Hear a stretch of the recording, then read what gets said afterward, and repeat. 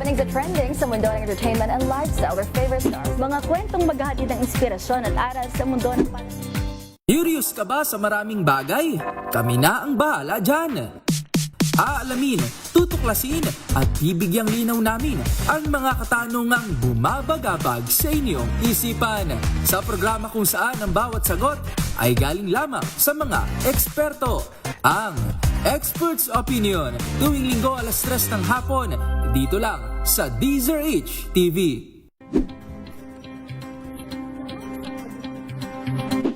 Discover. At maraming salamat po sa mga inyo na ang Agri-Asenso hanggang sa susunod na sa Alas 4 na hapon ang inyong paboritong programa ang DZRH Boom Balita ngayong araw ng Sabado. Kung good vibes ang hanap mo, dito ka na sa sigurado! Mula sa mga istoryang nagbibigay ng inspirasyon hanggang sa mga kwentong may dalang solusyon. Mga balitang pampagaan, pakiramdam at pampaganda ng araw. Hindi lang basta good news, kundi the better news. Mula Lunes hanggang Biyernes, 1:00 ng tanghali sa DZRH TV. Sa lahat ng mga nanonood at nakikinig sa atin. Thank God it's Good evening, Metro at Mega Manila. Magandang gabi Pilipinas, Metro and Mega Manila. Nas extension sa DZRH at RH TV. Samahan Sa pool, Sabado. Gabi ng misteryo ngayon pong Sabado, ano po? Sa pagbabalik tanaw sa 87 taong legasiya ng DZRH, napagtagumpayan na ng kauna-unahang himpilan ng radyo sa Pilipinas ang iba't ibang pagsubok, kabilang na ang bangungot noong panahon ng ikalawang digmaang pandaigdig. Impormasyong naihatid ng himpilang KZRH ang siyang naging kaagapay ng mga Pilipino at nakasama hanggang sa nakamit ang kalayaan. At nang muling mapas sa kamay ng mga Pilipino ang kasarinlan, nagbukas din ang panibagong yugto para sa himpilan. Mula sa KZRH na kalaunay naging DZRH, ang mga balita at impormasyon ang nagsilbing gabay ng mga Pilipino. Naging hudyat ito ng panibagong simula at patuloy na paglago, kasabay ng pagsilang ng mga programang nag-iwan ng bakas sa kasaysayan at sa puso ng bawat Pilipino.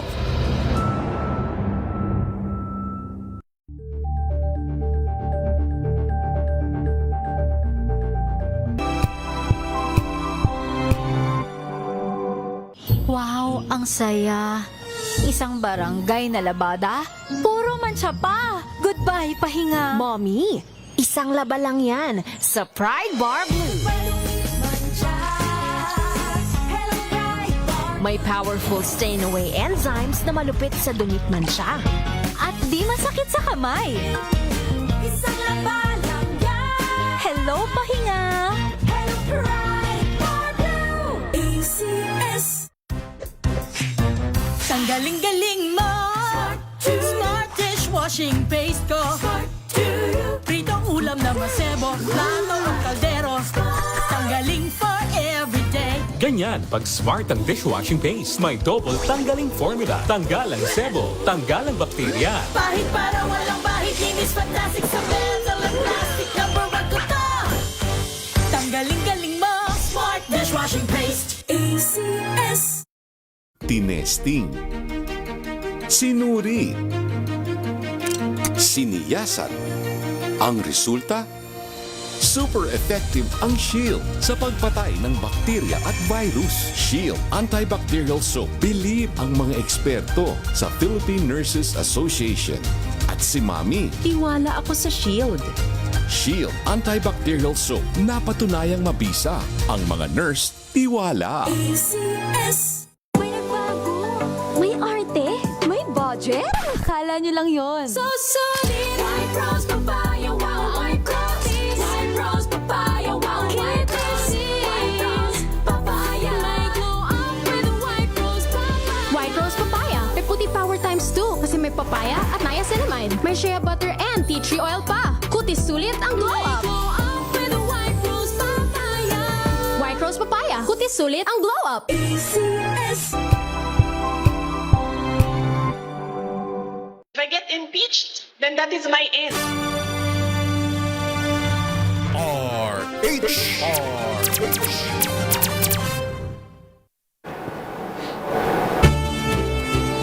Lagi ko hong binabanggit sa ating palatuntunan, beyond headlines and news for public consumption, I ask questions to help build a nation. Magandang umaga Luzon, Visayas at Mindanao. Magandang umaga sa ating mga professionals and senior citizens na madalas nanonood sa atin. Imagine that, from DZRH Lawag down to DZRH Davao. Marami pa rin sa ating mga senior citizens habang kukuya-kuya-kuya pag Sabado, nanonood sa atin at nakikinig. Transistor radio in a digital age. Transistor radio. Kaya lagi ho natin binabati ang ating mga senior citizens. Magandang umaga, Luzon, Visayas at Mindanao. Ako po si Cesar Chavez, makakasama ninyo hanggang mamayang alas 9 ng umaga. Naalala ho ba ninyo? Nung Sabado, sabi ni Secretary Sani Angara, for the first time under the Marcos Jr. administration, nakapag-hire, promote 80,000 teachers. Alam nyo ang impact and implication yan para sa ating mga kabataan. Before that, sabi ni Secretary Rex Gatchalian, napakalaki ng pondo ng DSWD at ganoon kalaki rin ang natulungan at nakapag-graduate na rin sa kahirapan. Imagine that. From 28 to 21%, 16% poverty incidence, ngayon ay nakatutok ang DSWD. Naalala nyo rin na ipinagbalaki ni Secretary Tio Laurel na for the first time since 1985, nagkaroon ng malaking pondo ang National Food Authority para gumawa ng warehouses, infrastructure budget. Imagine, sapagkat nung una ay puro importation and later on ay regulations na lang. Pero for the first time, napakalaki ng pondo na ipinagkaloob sa National Food Authority, National Irrigation para sa ating mga magsasaka. Of course, nakita ninyo, for the first time nakita natin na ang Department of Justice nakapag-hire ng napakaraming mga prosecutors. Alam nyo kung anong ibig sabihin noon sa ating mga komunidad. Pero naisip ho ba ninyo saan ang galing ang pondong ito? Sa umagang ito, ang panauhin natin ay ang pamilya ng Department of Finance. Siya ho ay pinangungunahan ni Secretary Frederick Go. Good morning, Secretary. Good morning, Cesar. Alright, kasama rin natin si Undersecretary Carl Adriano, sir. Magandang umaga sa iyo. Magandang umaga, Ka Cesar.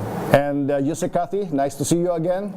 Magandang umaga po, Ka Cesar. Si Yusek Cathy Fo, ang pag-uusapan natin, public-private partnership.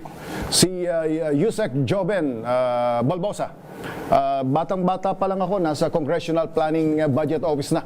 Yun ho ang kami mga reporter nung dekada 80. Ang tingin namin sa kanila ay think tank. Siya ngayon ay bahagi ng Department of Finance from World Bank to Asian Development Bank. Yusek Joben, good morning. Umaga po, kasi sir.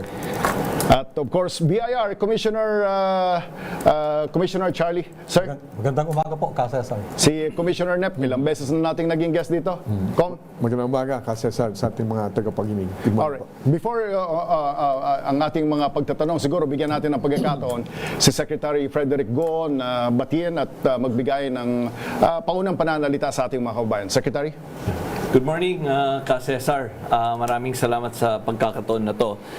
Tinanong mo, saan galing ang lahat ng pondo para mapaggastos ng gobyerno sa kanyang mga plans and programs? So, ang Department of Finance po is mandated to ensure that the country has the money, the finances, and the resources to implement the plans and programs of the government for the benefit of the people. Ang DOF po ay ang pambansang fundraiser o pangunahing ahensya ng gobyerno sa pampublikong pananalapi.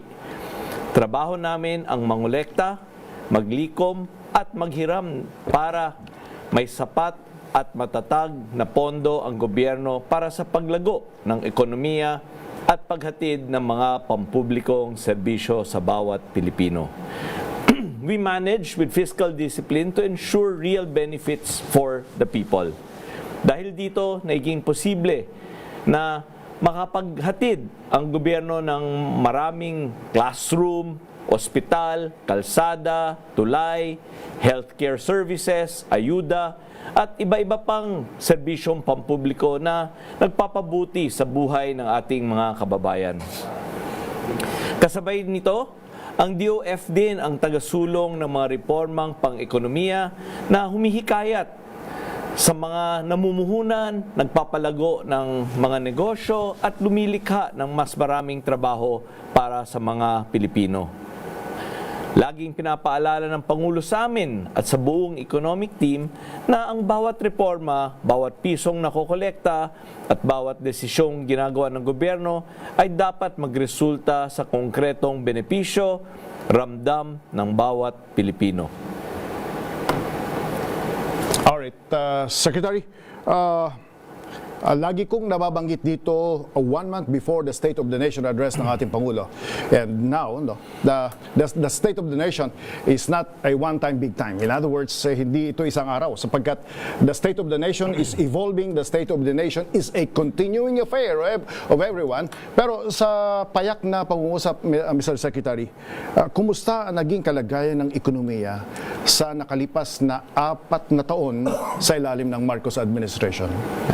During the last 4 years of the Marcos administration, our GDP growth averaged at 5.8%. To put this into perspective, the rest of the world, ang buong daigdig na to, ang GDP growth nila ay mga 2.5 to 3% lamang.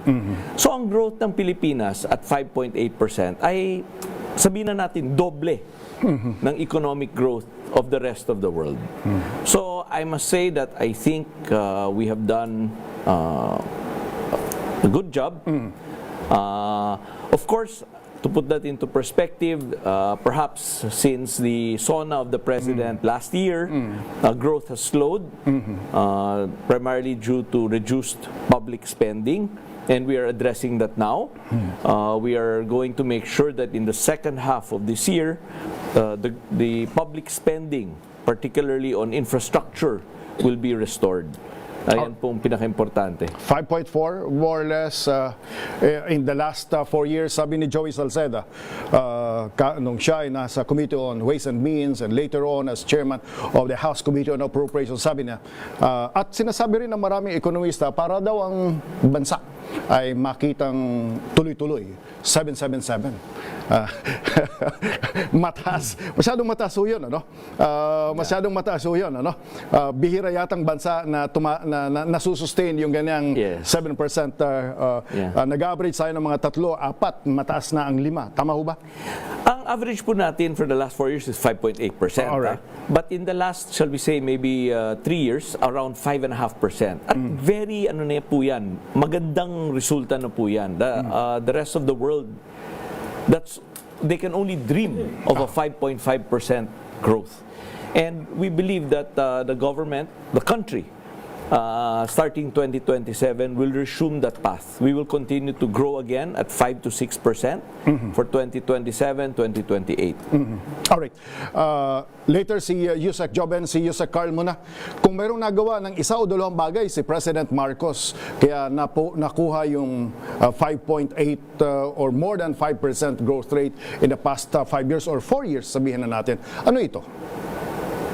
Anong pwedeng maibigay natin na single biggest economic policy sa tingin natin ang nagawa ng ating Pangulo? Marami pong nagawa ang ating Pangulo, tulad nga po ng marami po tayong mga konkretong reforma na ginawa na mararamdaman po ng bawat Pilipino. Ang isa nga po dito is yung create more, kung saan pinalawak po natin ang incentives sa mga gusto mag-invest, at napaka-importante nga po kasi ng investment dahil ito po ay nagbibigay ng trabaho. At kung maraming trabaho, marami pong income ang ating mga kababayan. At marami po pong ibang ginawa ang ating Pangulo. Doon ako sa Create More. Nung ginawa ito at naisa batas ito, anong pwedeng maisip na, oo nga, nangyari ito? Ano sa tingin nyo ang naging immediate impact noon? Or at least in the past, say, a few months or a year, anong naging impact sa atin noon? Under the Create More, marami na po tayo nabigyan ng mga incentives. Nandito na po yung investment, nagsimula na po ang investment. At kapag nagsimula po ang investment, ang pagbibusiness, nandyan po ang translation na mas maraming trabaho. Kaya nga po, kung titingnan po ang ating unemployment, relatively po mababa po ito kasi nga po marami po tayong na-generate ng trabaho. Marami tayong na-generate na trabaho sapagkat nakapag-create tayo, nakapagbigay tayo ng mga incentives. Si Secretary Go ay business reporter, nung ako ay Senate reporter. Bakit importante itong nagbibigay tayo ng mga incentives itong mga sa mga investors natin? Alam mo, ganito yan, Cesar, ang mga foreign investors natin, pwede silang maglagay ng mamumuhunan anywhere in the world. Pwede silang pumunta ng Thailand, pwede silang pumunta ng Vietnam, pwede silang pumunta ng Indonesia. Bakit nila pipiliin ang Pilipinas? So kailangan ang mga incentives na binibigay natin sa kanila ay competitive. We have to be competitive with the rest of the world because tayong lahat, all of us are trying to attract the same investors. At alam nyo, kapag hindi natin sila maipasok sa bansa natin, edi ang trabaho pupunta sa ibang bansa. So we simply have to be competitive with our neighbors. Alright, Yusek Jobet, maliban doon sa incentives sa ating mga investors, ano sa tingin niyo ang isang milestone kung bakit lumago ang ekonomiya? 5.8% bago nagkaroon ng Iran-US conflict, hindi ba? Ano ang pwede natin idagdag dito? Maraming salamat ka, Cesar. Ang foundation kasi ng growth na talagang sinusuportahan ng Pangulong Ferdinand Marcos Jr., itong infrastructure spending. So from 1 to 2% of GDP, ngayon nakikita natin 5% or more of GDP. Ang lakas nun. No? So yun yung nagpa-power. As you know, nung nasa DOTR po kayo, yun, mga railway projects, pati long span bridges, mga highways, and so on. So yun yung mga pundasyon. It creates more work. No? Now, doon sa soft side naman po, ito yung mga para sa mga tao, no? Andyan ang sa agriculture, for small and medium enterprise, ang Department of Agriculture sumusuporta through a PRDP program. Ito mga World Bank, Asian Development Bank, small infrastructure, impounding system, mga solar irrigations and so on. Yan yung isa. Tapos pati na yung edukasyon at health, napaka-importante po. Ang mga bata, yung stunting, isa sa mga malaking problema natin yan. No? So, tinatake yun ng mga nutrition projects ng World Bank at ADB. Infant and young children feeding, regular growth monitoring, micronutrient supplement, no? For children, at saka dietary supplement ng mga nutritionally at risk mothers or pregnant women, no? So yan po yung mga pundasyon sa ekonomiya natin na nakakatulong para buo at sustain yung development ng bansa. Alright, binanggit kanina ni Secretary Frederick Go na sa ibang bansa, overwhelming majority, 2 hanggang 3% lang ang growth. Ng maraming bansa, tayo ay more than 5%. Imagine that. May contribution ba dito, Yusek Cathy Fong, ang public partnership natin?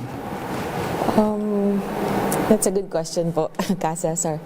I think definitely the private sector is a good partner of the government in delivering infrastructure and public services. Kasi po, nagbago na po ang pananaw over time, nagbago na yung pananaw ng public over what we call PPPs. Dati po, it was only used as a means to finance mga projects. Pero ngayon po, meron kasing recognition din na private sector is more efficient than government. So, dun sa mga non-performing assets or mga critical infrastructure na not only we need financing, but we need the expertise of the private sector. So, mas mabilis sila kumilos, mas efficient sila kumilos. So, nakakatulong po talaga sila sa pag-deliver. Mas marunong sila, mas magaling sila, o o kung hindi man kapantay ng gobyerno pagdating sa halimbawa maintenance and operation aside from financing. Secretary. Yeah, I just want to put into perspective, no. The government has limited fiscal space. Ibig sabihin, hindi unlimited ang pera ng gobyerno. So, kahit maging excellent pa silang dalawa, BIR and hindi natin kaya. Hindi natin kaya. Kulang. And ang sinabi ni Yusek Hoven kanina ay tama. What has been driving our growth has been infrastructure spending. Ngayon, kulang ang pondo ng gobyerno para pondohan lahat ng infrastructure projects. So the government has to recognize na ang private sector has an important role to play in the infrastructure programs of the government. Kaya po, meron tayong public-private partnership o PPP na tinatawag. Kasi kapag napasama natin ang private sector sa gobyerno, yung pera natin ay times 3, times 4, times 5, times 10. Depende sa participation ng private sector. At tama rin po sinabi ni Yusek Cathy na ang private sector kasi kung gumalaw ay mas mabilis.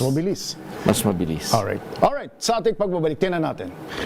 Anong success story ng Marcos Jr. administration pagdating sa revenue collections?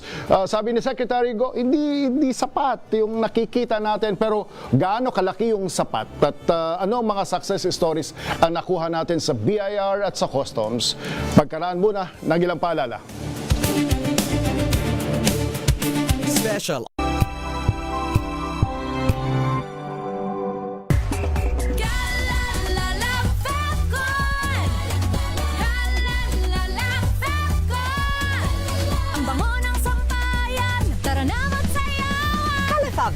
Amoy nakaka-joyful. Kia ora, my name is Tyron Victa and I'm an operating theatre nurse here in Christchurch, New Zealand. The main thing that really moves me day by day is to be able to impact lives. Of course, it's the hand of the Lord. He uses MX3 to be able to do those things. I attribute it to, of course, the antioxidant factors of MX3. And of course, healthy diet and just keeping fit. MX3, dito ako believe. Mahalagang paalala, ang MX3 capsule ay hindi gamot at hindi dapat gamiting panggamot sa anumang uri ng sakit. Champion na milyonaryo pa. Pagkakataon mo na namang manalo ng 1 million pesos tax-free. Dahil eto na naman ang champion na milyonaryo pa. At ngayon, may papremyo na rin kami para sa inyong mga suking sari-sari stores. Ilagay sa isang malinis na papel ang iyong complete name, age, address, contact number at pirmahan. Maaari din ilagay ang iyong suking sari-sari store at ang kanilang address at contact number. Ilagay sa isang white legal-sized envelope na nakipag-alinman sa mga required proof of purchase o POP. Ang tamang bilang ng empty sachets, wrappers o mga pouch ng mga sumusunod na makikita sa official website and Facebook page ng Champion na Milyonaryo Ba, Champion Bar, Champion Powder, Champion Liquid Detergent, Champion Fabric Conditioner, Champion Dishwashing Liquid at Champion Dishwashing Paste. At sa labas ng envelope, ilagay ang Champion na Milyonaryo Pa, ang POP na ginamit at ang MBC radio station na iyong pinakikinggan. Ihulog ang iyong entry sa mga drop boxes na matatagpuan sa iyong mga favorite MBC radio stations. Mas maraming entries, mas malaki ang chance mong manalo. 1 million pesos tax-free ang pwede mong mapanalunan sa Grand Draw. Libo-libong piso ang ipamimigay sa mga weekly draws na gaganapin sa mga MBC stations nationwide. At may pa-champion gift box pa para sa iyong suking sari-sari stores. Champion na Milyonaryo Pa. Brought to you by Champion. Walang gimmick, tapat po sa inyo. Oh, so good! Pameo sa tanghon! So bagay sa bawat selebrasyon! So easy, so dami! Pameo sa tanghon! Kumeas sotanghon. So good. Sotanghon.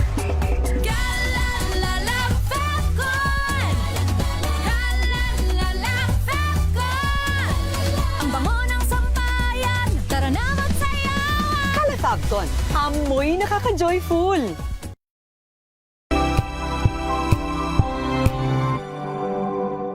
Hello, Washi! Laundry day na naman! Yay! Anong meron? Mancha ng chocolate, putik, may libag pa. Kaya natin yan! With Pride Washing Machine Detergent, may triple stain-away formula. Tanggal ang makapit, madikit, at malupit na dumit mancha. Kaya easy-easy ang labada. Mula noon hanggang ngayon. All you need is pride! All you need is pride! ACS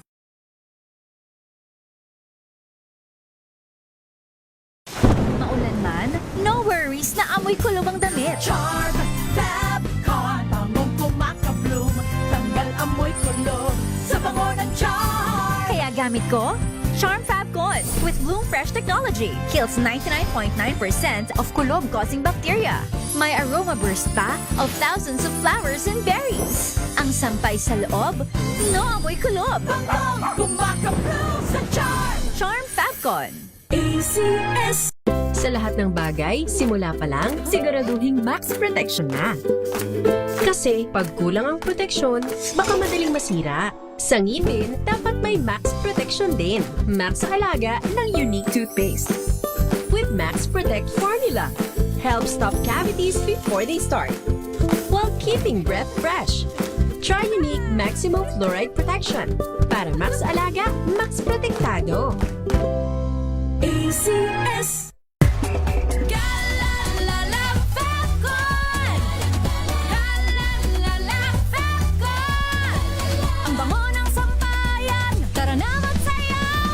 Fabcon, amoy nakaka-joyful.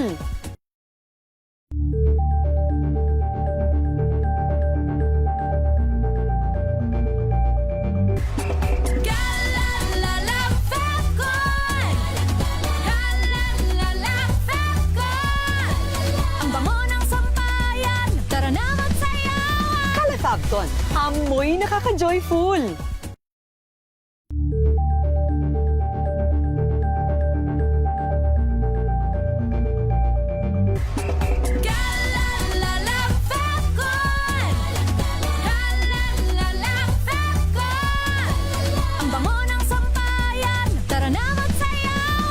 Fabcon, amoy nakaka-joyful.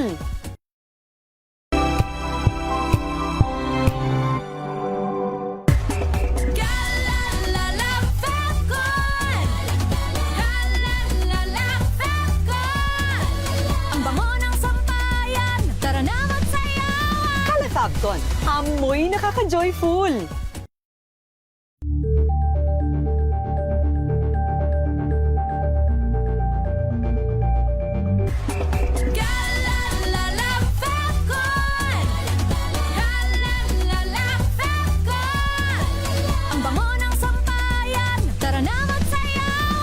Fabcon, amoy nakaka-joyful.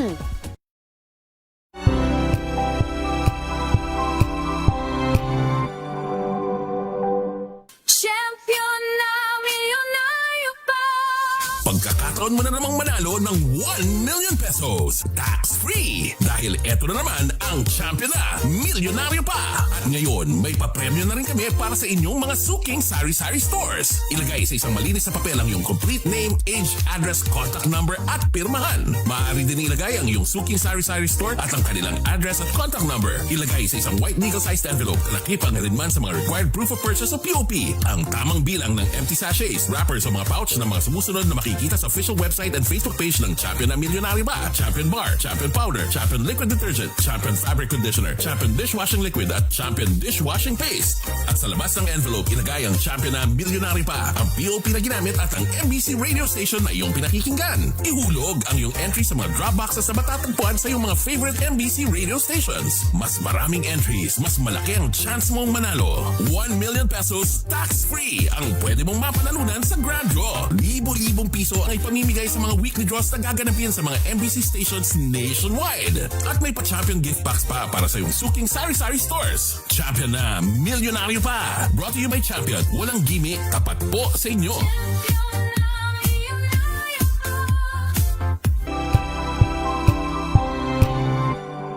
Tumunog na ang gandingan para sa kalikasan. Ang itinanghal bilang Best AM Radio Program Host ay si Cesar Chavez para sa special on Saturday ng DZRH.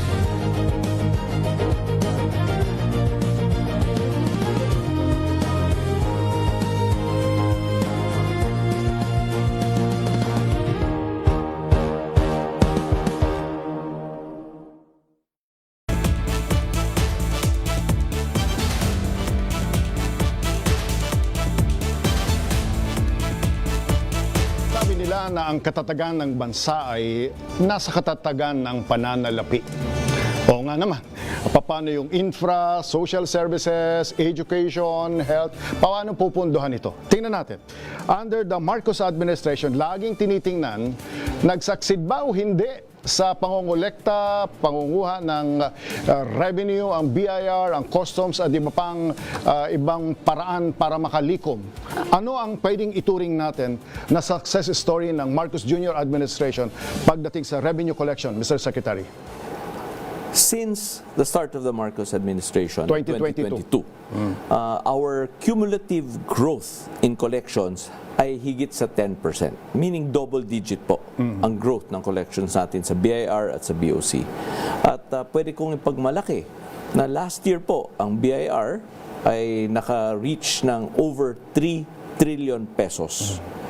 And this year, ang target po ng Bureau of Customs ay makaabot ng target nilang 1 trillion pesos. So medyo meron tayong mga record-breaking performances. First time ito? Yes, sir. Yes, sir. In the entire history of BIR? In the entire history of the country. Okay. In the entire history of the country. Can I just share with you a piece of trivia? Yeah. Alam mo ba na ang Department of Finance, ang kagawaran ng pananalapi, ay 129 years old? 129 years old? We are older than the Republic. Is that so? Yes. It only tells you something. Okay. A country cannot survive without funds. So you first have to create the department that will raise revenue for a government to stand. Oh, what is a country without funding, without resources? Yeah. Alright, tama. Alright, so iniisip ko tuloy sa isang tao. Kung gaano ka-importante yan bago ang kanyang career. Anyway, sige. Alright, so ulitin ko lang. First time in history na ganito yung growth. Did you say double digit? Yes, double digit ang growth. Annually? Annually. Since 2022? Yes, sir.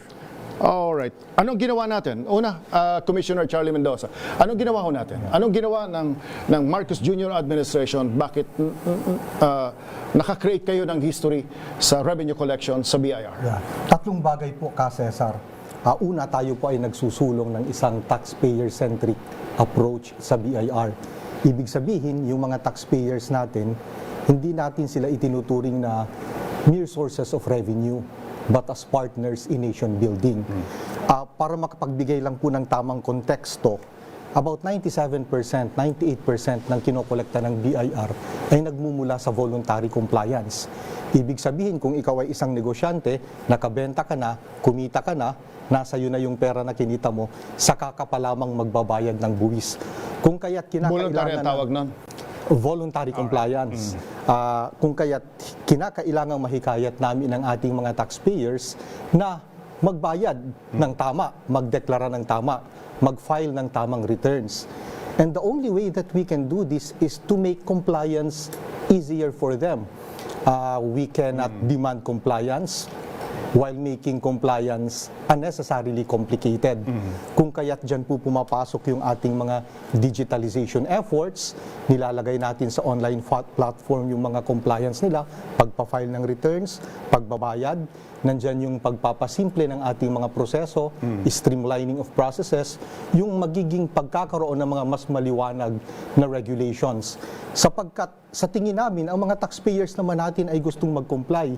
Subalit, kinakailangan gawin din naman natin na madili para sa kanila ang compliance.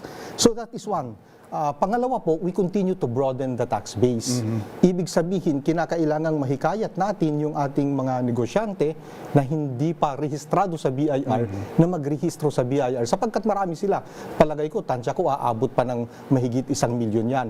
So kinakailangang madala natin sila sa formal economy, magrehistro sila sa BIR, and kapag ganoon, nagmo-monitor natin sila. At yan po ay ginagawa natin sa ating mga regular tax compliance verification drive, kung saan ang ating mga revenuers, ang mga kasama natin sa BIR ay tinatawag nating revenuers.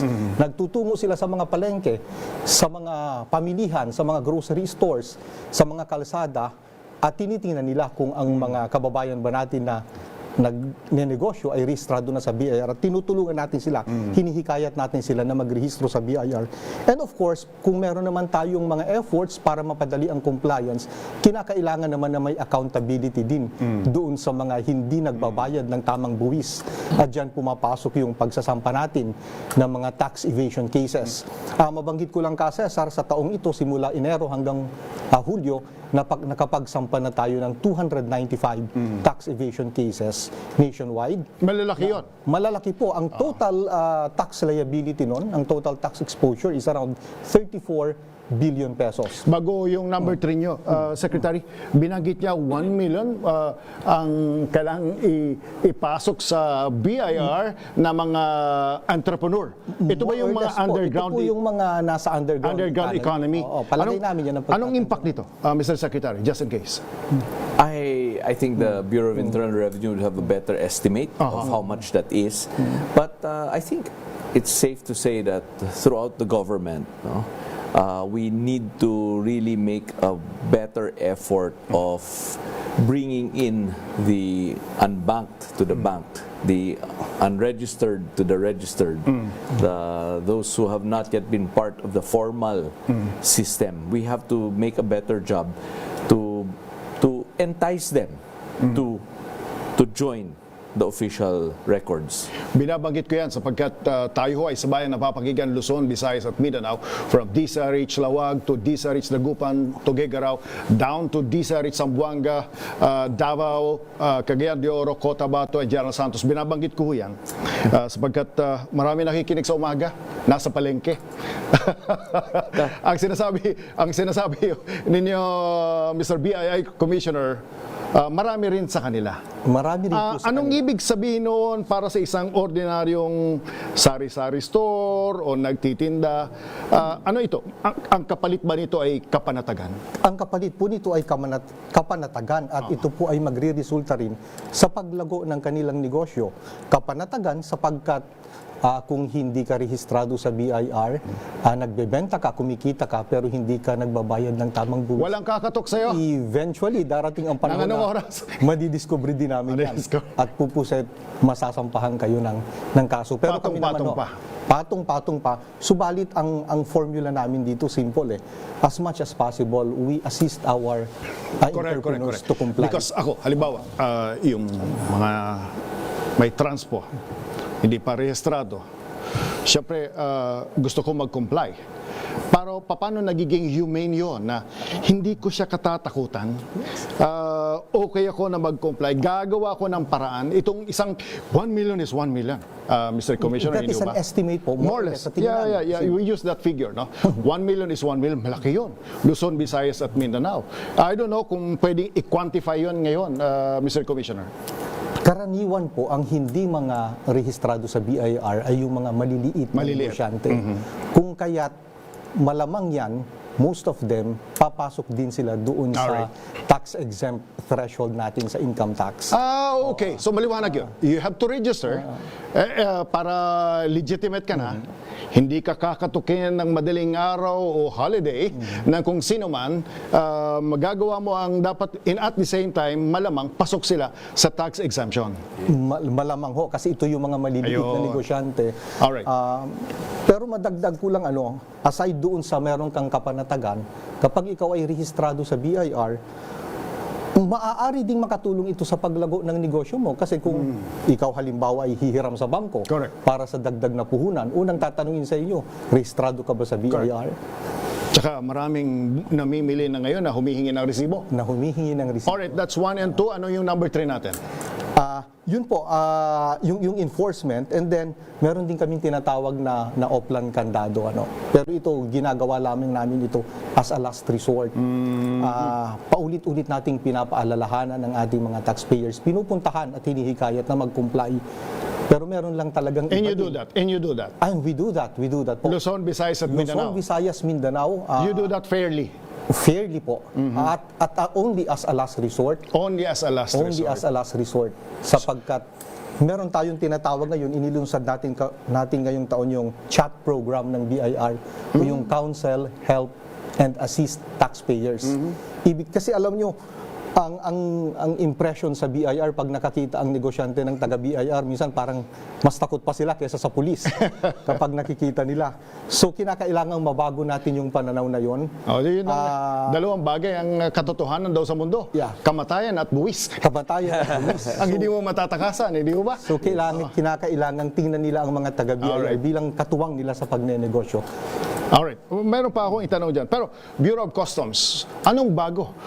Kung ang Pangulong BBM ay nakikinig ngayon, halimbawa, anong pwede niyang sabihin, ipinagmamalaki ko na sa unang 4 na taon ko bilang Pangulo ng Bansa, ito ang nagawa ko sa Customs? Dalawa kasi, Cesar.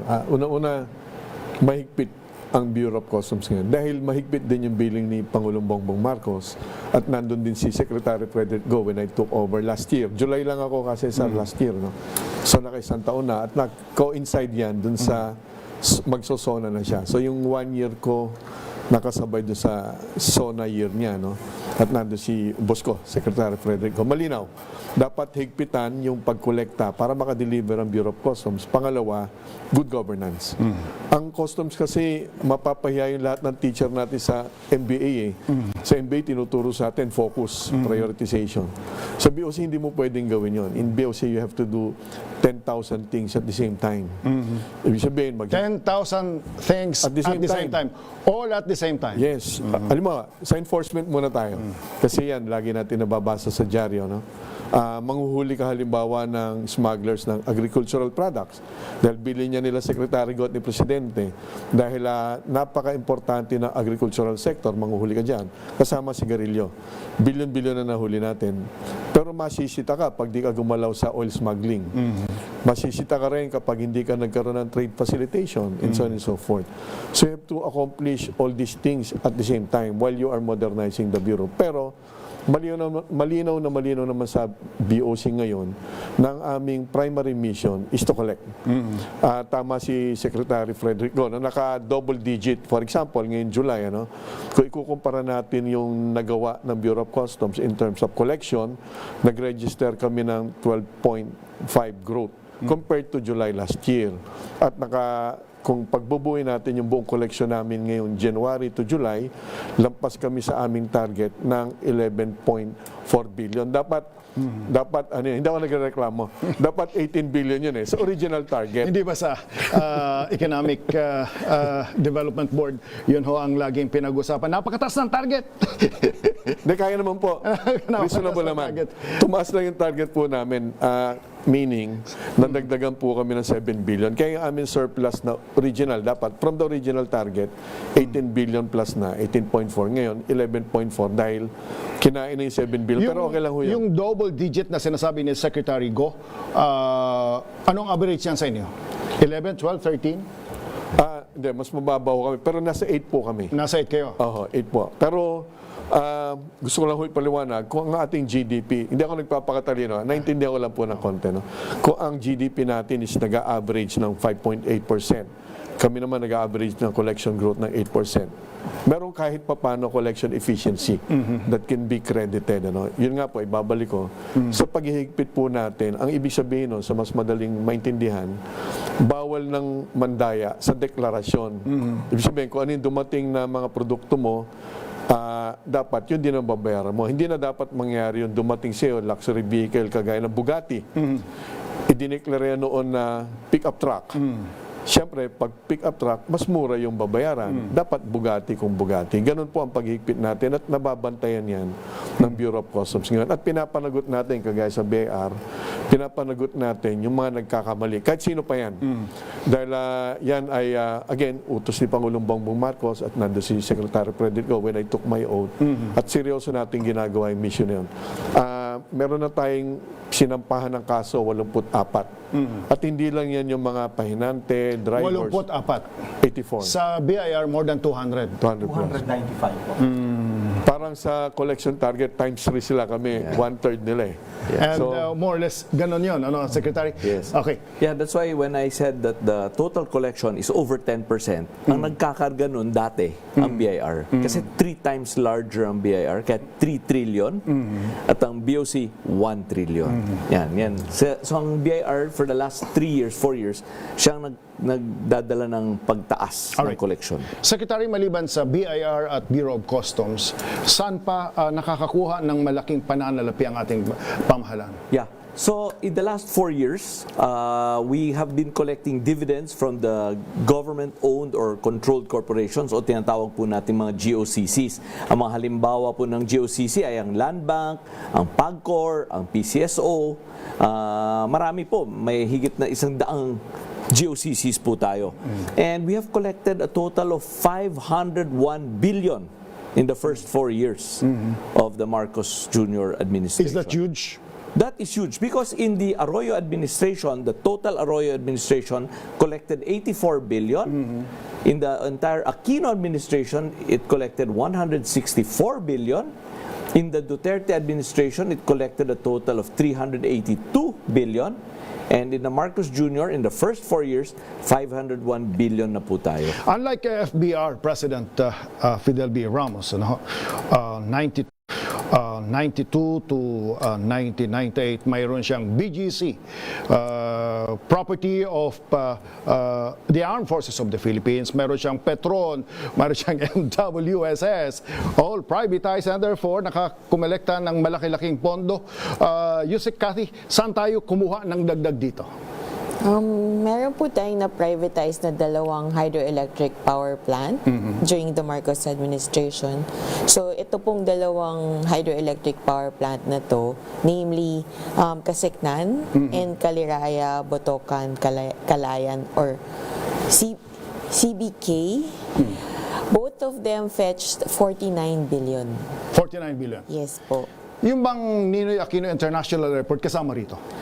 It was not privatized in the sense na disposed kasi po concession po yun. Alright, So okay. hindi pa po binibenta yun. Okay, so it's not, it's more on concession agreement. Yes po. Pero kumita rin tayo rito. Yes, sir. That is, instead of calling that privatization, PPP revenue po yun. PPP revenue ng mga ahensya. Yung maintenance, operation, development, nasa private sector. In return, immediately, nakakolekta tayo ng magkano? Yes, sir. 30 billion po 30 sa billion. NAIA concession agreement. Ang last source of revenue, dahil tinatanong niyo kanina, ay ang Bureau of Treasury. So, ang Bureau of Treasury po natin, ang nagkokolekta ng mga fees and licenses ng bawat ahensya na dapat i-remit sa national government. Isang halimbawa po niyan ay ang NAIA concession privatization. So, yung binayad po sa DOTR, rinimit po yan sa Bureau of Treasury. Alright. Okay, thank you, Secretary. Sa ating pagbabalik, laging tinatanong, halimbawa, ngayong Sabado na umaga, kukuya-kuya-kuy, malamig sa labas sapagkat may pag-ulan, marami pang binabaha. Laging hinahanap ng magulang saan ka magtatrabaho, saan may negosyo, kumusta ang investment. Anong reforma ng Marcos Jr. administration pagdating sa investment reforms? Mamaya sa ating pagbabalik. Ilan mo ng palala?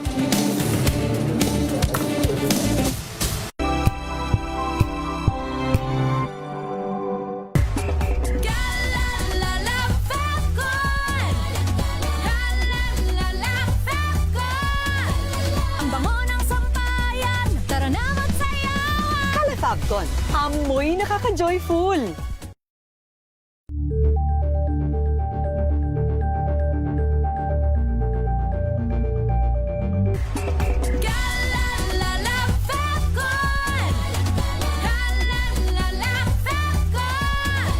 Ang bango ng sampayan, tara na magsayawan. Kalafabcon, amoy nakaka-joyful.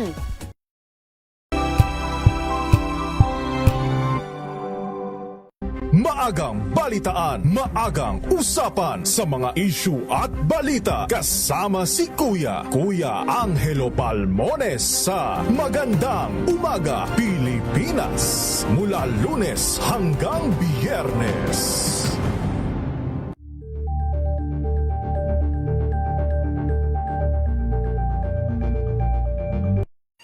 Mga Mga balitang gigising sa inyong umaga. Mga balitang kailangan mong malaman. Mapapakinggan sa ACS Balita sa 2x2. Kasama sina Anthony Taberna at Jerry Baha. Lunes hanggang Biyernes. Visayas at Mindanao at maging sa ibang bansa. Luzon, Visayas, Mindanao. Una sa Pilipinas. Una sa Pilipino. Walang advokasiyang maliit, basta't malinit. Maraming salamat. Muling sumasa inyo ang ating palatuntunan special on Saturday. Salamat po sa inyong pagsama sa amin dito sa executive session. Mabuhay ang Isang oras na talakayan ng mga usaping may kinalaman sa ating akto. Idulog nyo na yan dito sa Hoy. Bawal yan. Ang latest happenings at trending sa mundo ng entertainment and lifestyle with favorite stars. Mga kwentong maghahatid ng inspirasyon at aral sa mundo ng Alamin ang mga maiinit na isyung pambayan, mga balitang kailangan mong malaman, usapin sa pamahalaan, politika, ekonomiya at kabuhayan. Ito ang mga dapat mong malaman, pakialaman at pag-uusapan dahil kayo ang tinig ng mamamayan dito sa Damdaming Bayan. Live sa DZRH Radio, DZRH TV at DZRH Digital. Kasama sinalakay Deo Macalma at Elaine Apit. Araw-araw, Lunes hanggang Biyernes. Damdaming Bayan.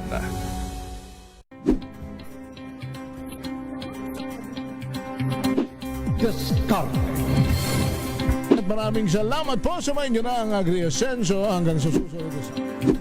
Alas 4 na po ng inyong paboritong programa ang DZRH Boom Balita ngayong araw ng Sabado.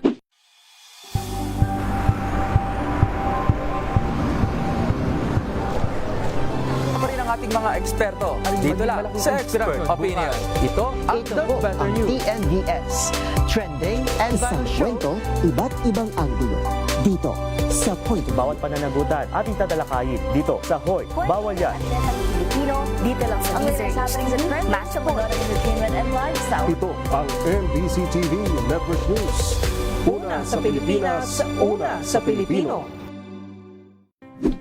Sa lahat ng mga nanonood at nakikinig sa atin. Thank God it's Good evening, Metro at Mega Manila. Magandang gabi Pilipinas, Metro and Mega Manila. Pilipinas Extension sa DZRH at RH-TV. Samahan sa pool, Sabado. Gabi ng misteryo ngayon pong Sabado, ano po? Nagsimula sa pangarap hanggang sa maabot ang tagumpay. Iba't ibang kwento, iba't ibang mukha ng atletang Pilipino. Mas pinatindi, mas pinalakas, at mas pinaaksyon sa Match Point tuwing Sabado, 12:30 ng tanghali sa DZRH TV.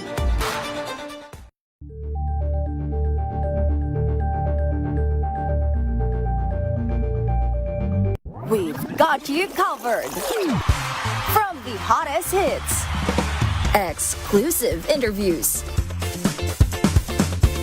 kilig to the bones fan meet experience, and hataw performances of your favorite stars. Saturdays, 12 noon, dito lang sa DZRH TV.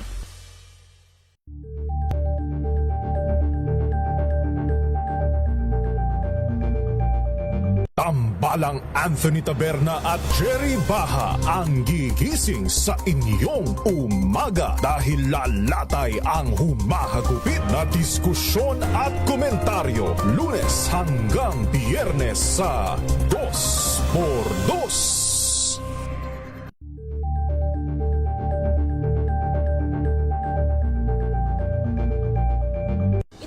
Ng naitalang 17 individual na ang kanilang naaresto. Ng Metro Manila Development Authority o MMDA ang No Contact Apprehension Policy o NCAP sa Metro Manila. Sa ang ilang mga dokumento ay peke. Hindi rin legal ang employment na ipinangako sa kanila. Sa mata ng batas, mananagot ang sangkot at may sala. Dahil sa bawat paglabag, may karampatang parusa. Alamin ang mga pananagutan sa likod ng mga bawal dito sa Hoy! Bawal yan tuwing Sabado, alas 11:30 ng umaga. Dito lang sa DZRH TV. Visayas at Mindanao at maging sa ibang bansa sa Luzon, Visayas, Mindanao. Una sa Pilipinas. Una sa Pilipino. Walang advokasiyang maliit, basta't malimit. Maraming salamat. Muling sumasa inyo ang ating palatuntunan special on Saturday. Salamat po sa inyong pagsama sa amin dito sa Executive Session. Mabuhay. Isang oras na talakayan ng mga usaping may kinalaman sa ating akto. Idulog nyo na yan dito sa Hoy. Bawal yan. Ang latest happenings at trending sa mundo ng entertainment and lifestyle with favorite stars. Mga kwentong maghahatid ng inspirasyon at aral sa mundo ng Tumunog na ang gantingan para sa kalikasan. Ang nagkamit ng parangal bilang Best News Anchor ay walang iba kundi si Angelo Palmones ng Magandang Umaga Pilipinas, DZRH Radio 666 kHz.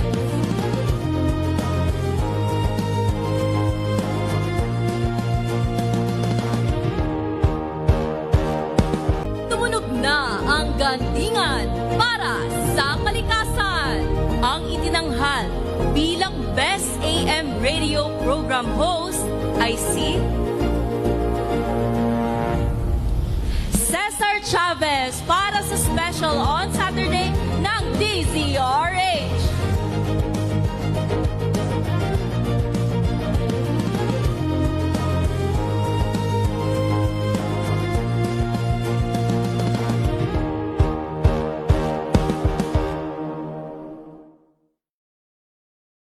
Sa matagal na mga pagkakataon at sa mga suki natin at nakikinig at nanonood sa atin, ilang ulit ko nang nabanggit ito nung ako'y batang-batang reporter.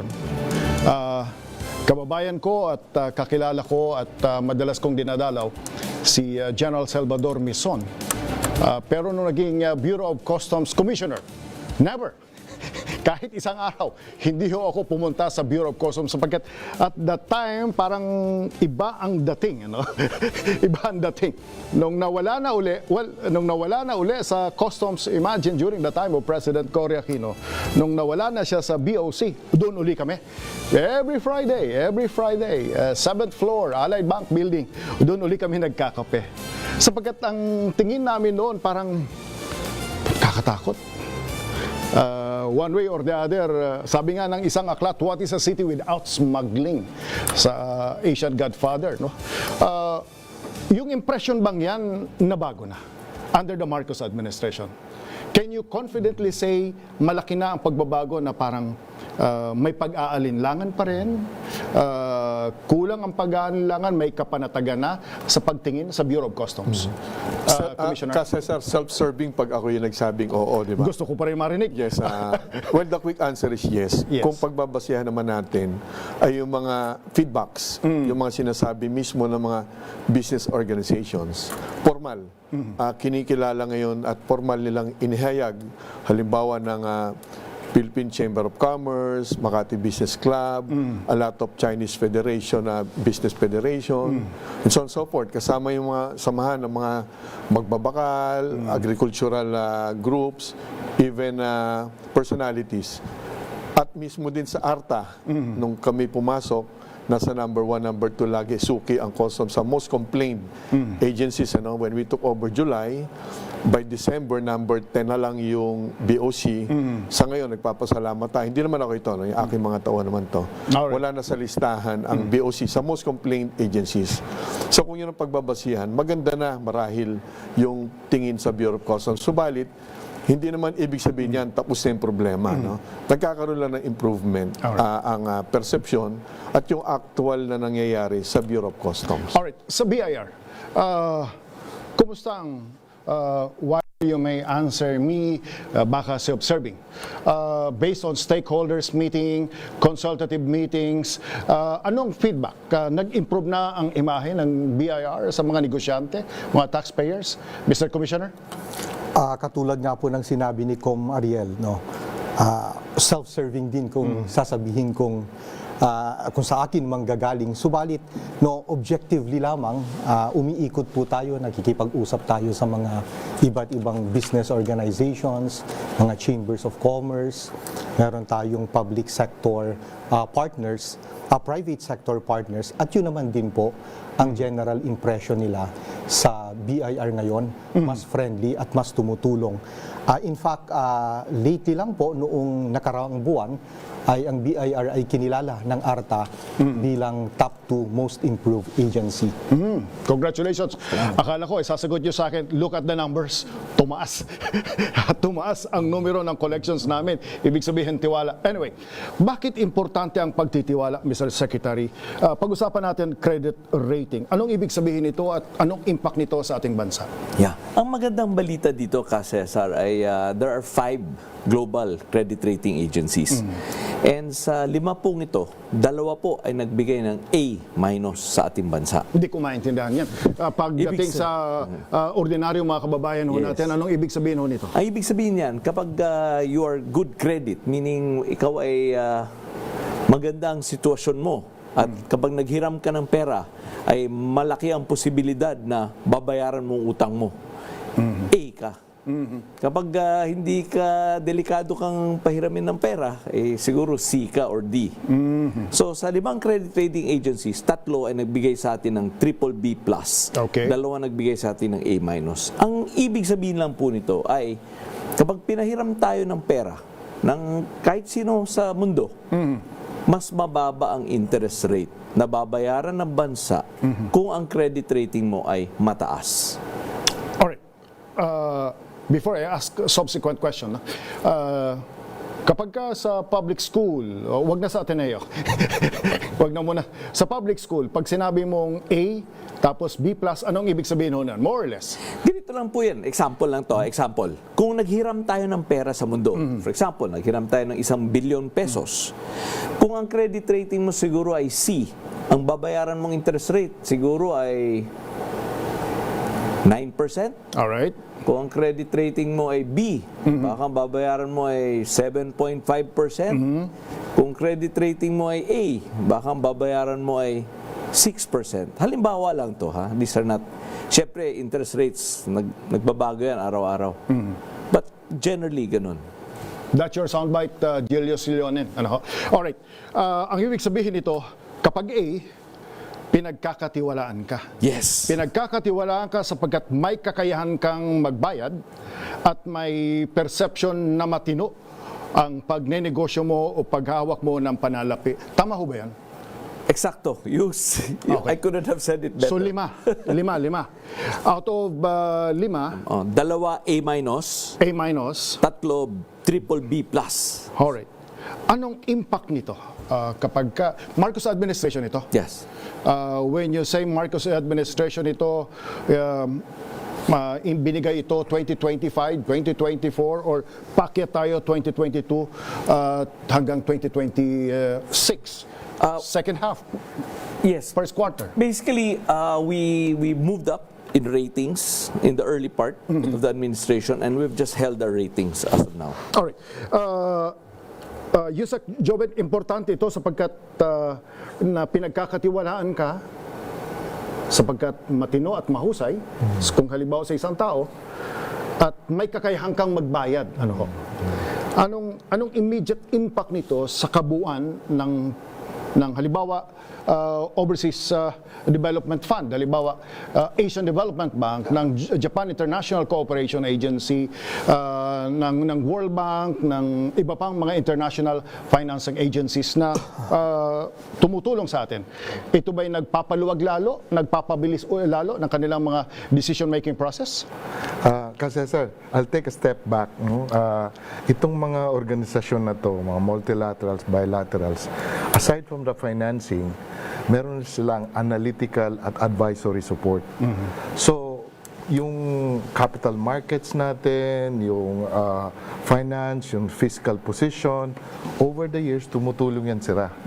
Kaya tayo nagkaroon ng mga ganong credit rating. Kasi yung advisory support nila translate into better policies. Ito yung reformang gawin ninyo. Oh, ito yung reforma. Ito yung fiscal reforms na gagawin ninyo. Sa Bureau of Treasury, Alright. sa Bangko Sentral, no? At saka sa Commission, sa BIR. Alright. So yun yung una. Okay. Alright. Babalikan ko yan. Pero, Yusek Carl, bigyan mo nga ako ng isang single biggest fiscal reform bago ko balikan si Secretary sapagkat i-connect ko yung pagtitiwala, credit rating doon sa upper middle income status natin. Pero bigyan mo muna ako ng human face ng mukha ng ano itong fiscal reform single biggest impact sa atin. Marami po tayo actually ginawang napatupad na fiscal reform sa panahon po ng Administrasyon Marcos. Una nga po dyan, na nabanggit ko po kanina, yung Create More. Isa po itong fiscal reform. Na ang pangunahing layunin nga po nito ay makapaghikayat na mas maraming investment, lalo na po yung foreign direct investment. Pangalawa po, nandyan po yung rationalization of the mining fiscal regime. So, dito po sa reformang ito, ini-ensure po na sapat ang ating nakukuhang taxes sa mga nagmimina. Pangatlo po, dyan rin po yung VAT on digital service providers, kung saan pinapatawan po natin ng VAT, ito po mga non-resident digital service provider, ito po yung mga Netflix, at pinapantay lang po natin yung taxation ng local at foreign. Kasi kapag ikaw po ay local, DSP provider, subject ka sa VAT. But ngayon, kasi may VAT on non-resident DSP na tayo, kahit foreign ka, mababat ka. Pinapantay po natin yung taxation para hindi naman po lugi ang ating local na industry. Pangapat, nandyan rin po yung VAT on refund on tourist. Ito po ay magpapalago at manghihikayat po sa mga turista na pumunta po dito sa ating bansa. Na kapag bumili ka po ng certain amount, i-refund mo ang VAT na nakolekta sa mga turista. At marami pa po ba tayong ibang mga reforms na ginawa. Ang isa nga po nun, yung Capital Market Efficiency Promotion Act. Alright. Itong mga reforma, Mr. Secretary, itong mga reformang ito ay pasok doon sa kabuuan na may katatagan ang economic and fiscal policies, which means kapag ako nag-invest, may katatagan yan. Hindi yan kakaliwa, kakanan, sapagkat nasa batas na yan at nakalagay na yan. May kinalaman ba ito, lahat ng ito doon sa, or at least nakatulong ba para yung balita na, na upper middle income na tayo, status, may kinalaman ba ito? Okay, sigurado po yun. Just to put it into perspective, the last time na re-rate tayo ng World Bank ay 40 years ago. 40 years ago? 40 years ago, in 1986. We were labeled by the World Bank as a lower middle income classification. Teka. After 40 years, tsaka lang tayo ulit nagkaroon. Upper middle income. Ulitin nga natin. 1986, labeled tayo ng World Bank lower middle income. Since then, hindi tayo nakakuha ng tatlong... Nandun lang tayo sa lower middle income for 40 years. This year lang po, inangat tayo sa upper middle income classification ng World Bank. So it shows po that the reforms and the programs, that not just the Marcos administration, including administrations before us who have done the right reforms, nakatulong po lahat to sa pag-angat natin sa global classification. Live ho tayo sa maraming lugar, YouTube, Facebook, cable channels, and simulcast in 18 stations. So let's assume na may nakikinig sa atin, may mga nakikinig sa ating mga magsasaka at mga mangingisda. Sabado ngayon, medyo maulan, mahirap pumunta ng laot. So nanonood kayo sa YouTube or sa cable ninyo, sa radyo ninyo, siguro ang tanong ng mga magsasaka at mga mangingisda, what's in it for me? Anong ibig sabihin nito para sa ordinaryong mga kababayan natin? Upper middle income status, Mr. Secretary. Ibig po sabihin yan, ang numero kasi ginagamit ng World Bank ay ang average ng buong bansa. Kaya po sinasabi namin na our job is not done. What we really need to do in government is to make sure na itong success ng buong bansa ay mag-trickle down, ay umabot sa bawat Pilipino, lalo na yung sa mga na nahihirapan. No? Alright, again, gumaganda ang ekonomiya sapagkat pumping the economy, did I hear it right? Nasa infrastructure, nasa 5% ang spending natin. Yes. GDP. Yes. Which means habang tumatas ito, lumalakas din ang pagkakataon, kakayahan ng gobyerno, ng pamahalaan ng ating lipunan na makapag-hire ng maraming tao, hindi ba? Yes, yes. Alright, dito sa upper middle income, anong pwedeng isipin natin? Like, say in the next 2 years, in the next 3 years, magbubunga ba ito dahil sa tiwala, dahil sa status natin, dahil sa kakayahan natin, magbubunga ba ito ng maraming hanap buhay o trabaho o negosyo? Eksakto. Ang punto nito ay nagbibigay ito ng kumpiyansa sa mga namumuhunan na mag-invest ng malaki sa Pilipinas. Kasabay na to mga local businessmen at foreign businessmen. Lalo na sa foreign businessmen. Kasi ngayon, ang tingin nila sa Pilipinas ay safe mag-invest sa Pilipinas dahil upper middle income classification na tayo. Ibig sabihin, maganda ang mga rules, maganda ang mga programa, maganda ang mga reforma sa Pilipinas. Saka pwede pagkatiwalaan. Ito. Pwedeng pagkatiwalaan. Magbabayad dito ng utang. Yan ang pinaka-importante. Magbabayad dito ng utang. May kakayahang magbayad dito ng utang at may mga policies sila stable enough na dapat sila magbayad at may kakayahan sila at magbabayad sila. Tama ho ba yun? Yes, sir. Bakit importante yung pangungutang? Bakit importante ang pangungutang ng isang gobyerno? Walang bansa ang hindi ng utang. Again, kausapin natin yung mga mangingisda at mga magsasaka, mga professionals natin, mga teachers natin. Lahat ng maiiwasan ba natin mangutang? Hindi. Alright. Kailangan natin tulungan ng mga teachers. Kailangan natin ng pondo para magtayo ng classrooms. Kailangan natin ng pondo para magtayo ng ospital. Kailangan natin ng pondo para mag-hire ng nurses, healthcare professionals. Kailangan natin ng pondo para matulungan ng mga farmers at fishermen sa DA. Ang pondo ng DA, napakalaki po para tumulong sa ang daming industriya.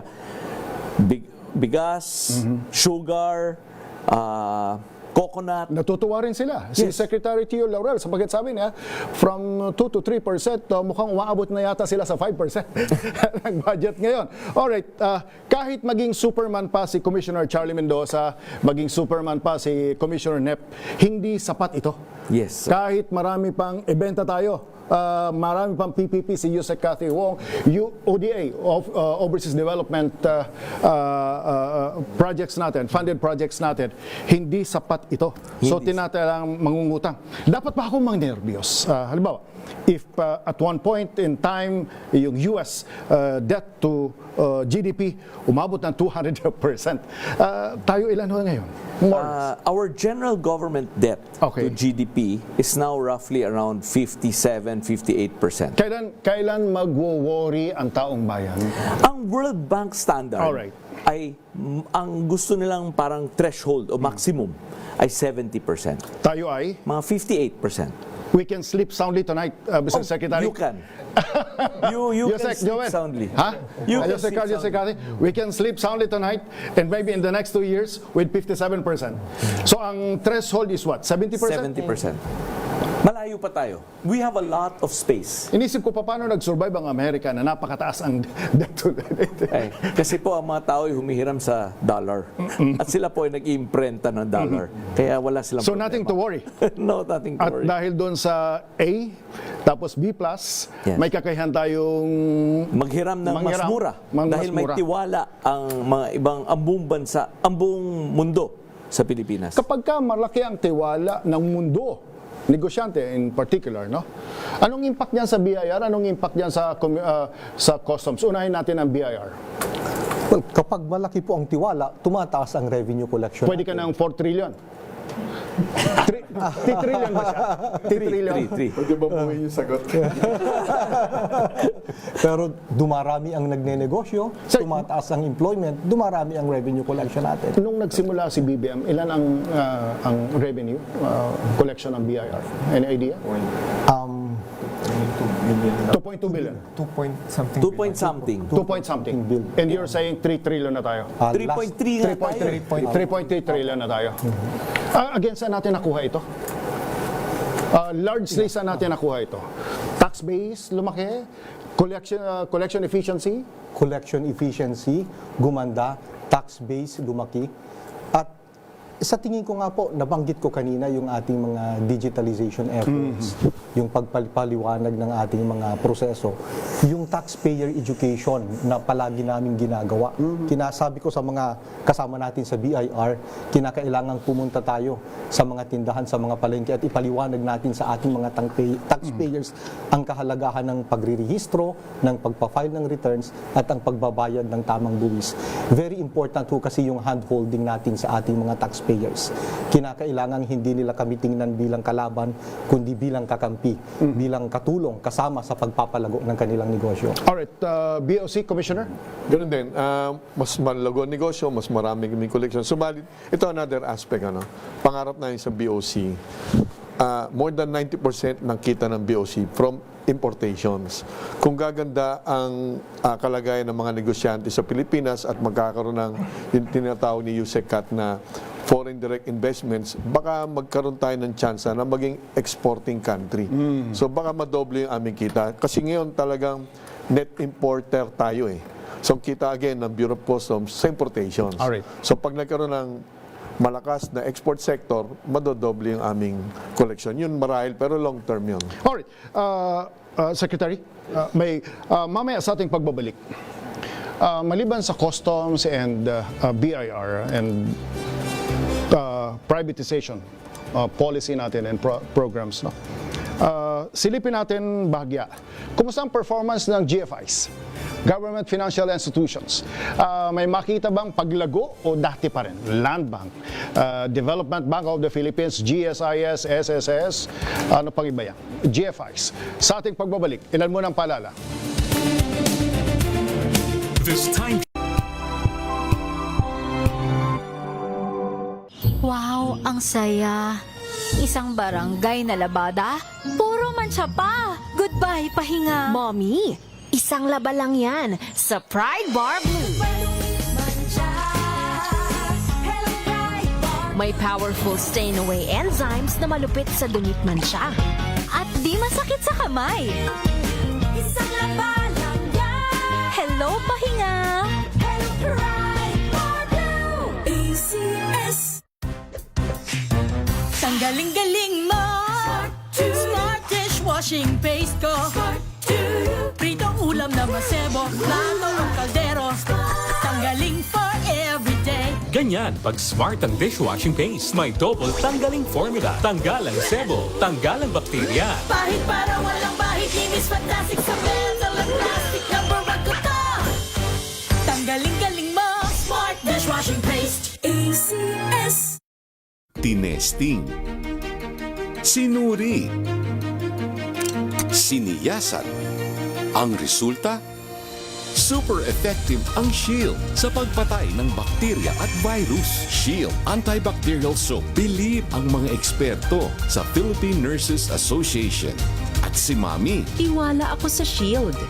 Shield Antibacterial Soap. Napatunayang mabisa.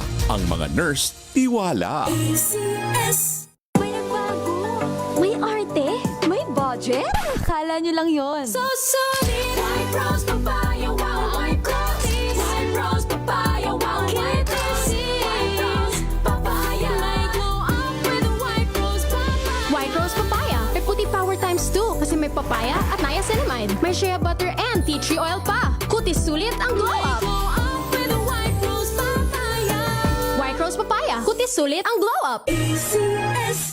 Champion na milyonaryo pa.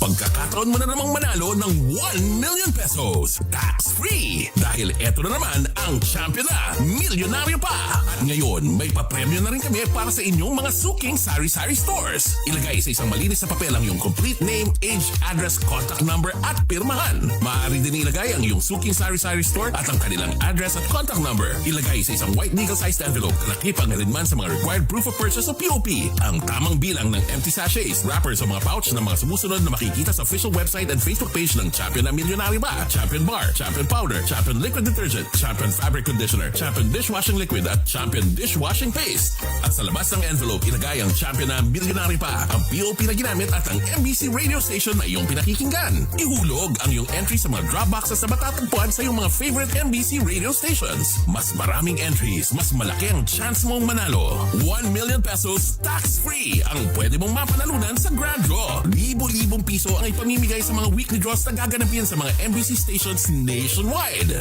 At may pa-champion gift box pa para sa iyong suking sari-sari stores. Champion na Milyonaryo Pa. Brought to you by Champion. Walang gimmick, tapat po sa inyo. Kia ora, I'm Stephanie Adanza, 48 years old, and I'm working as a Member of Parliament Support Advisor here in Wellington, New Zealand. I'm very happy that a friend recommended MX3 to me. When I opened the box of MX3 and it said, the best decision of your life, wala nang doubt. I get to be part of a product that has a role in the good news, the Great Commission. MX3, dito ako bilib. Mahalagang paalala, ang MX3 capsule ay hindi gamot at hindi dapat gamiting panggamot sa anumang uri ng sakit.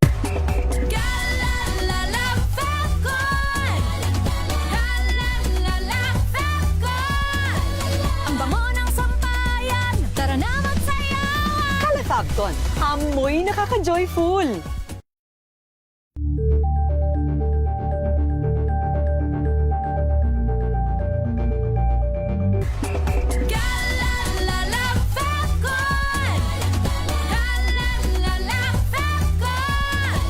Ang bango ng sampayan, tara na magsayawan. Kala Fabcon, amoy nakaka-joyful.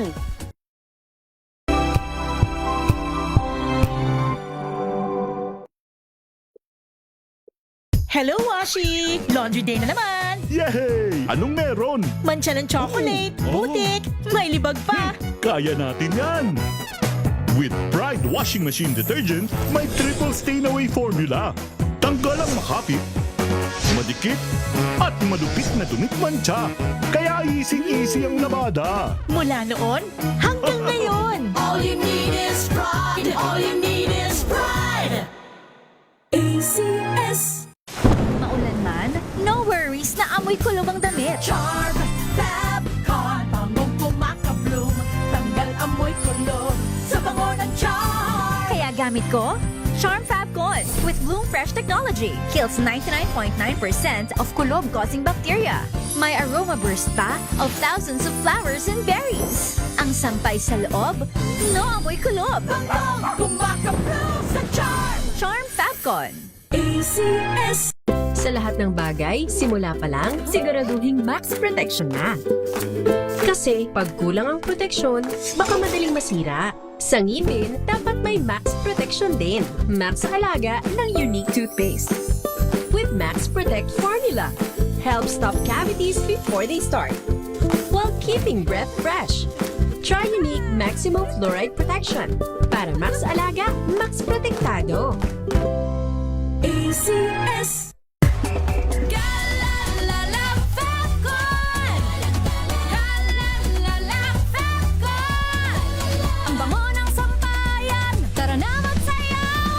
Fabcon, amoy nakaka-joyful.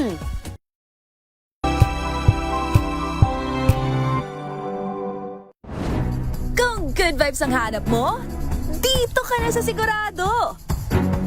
Mula sa mga istoryang nagbibigay ng inspirasyon hanggang sa mga kwentong may dalang solusyon. Mga balitang pampagaan, pakiramdam at pampaganda ng araw. Hindi lang ba sa good news, kundi the better news. Mula Lunes hanggang Biyernes, 1:00 ng tanghali sa DZRH TV. Tumunog na ang gandingan para sa kalikasan.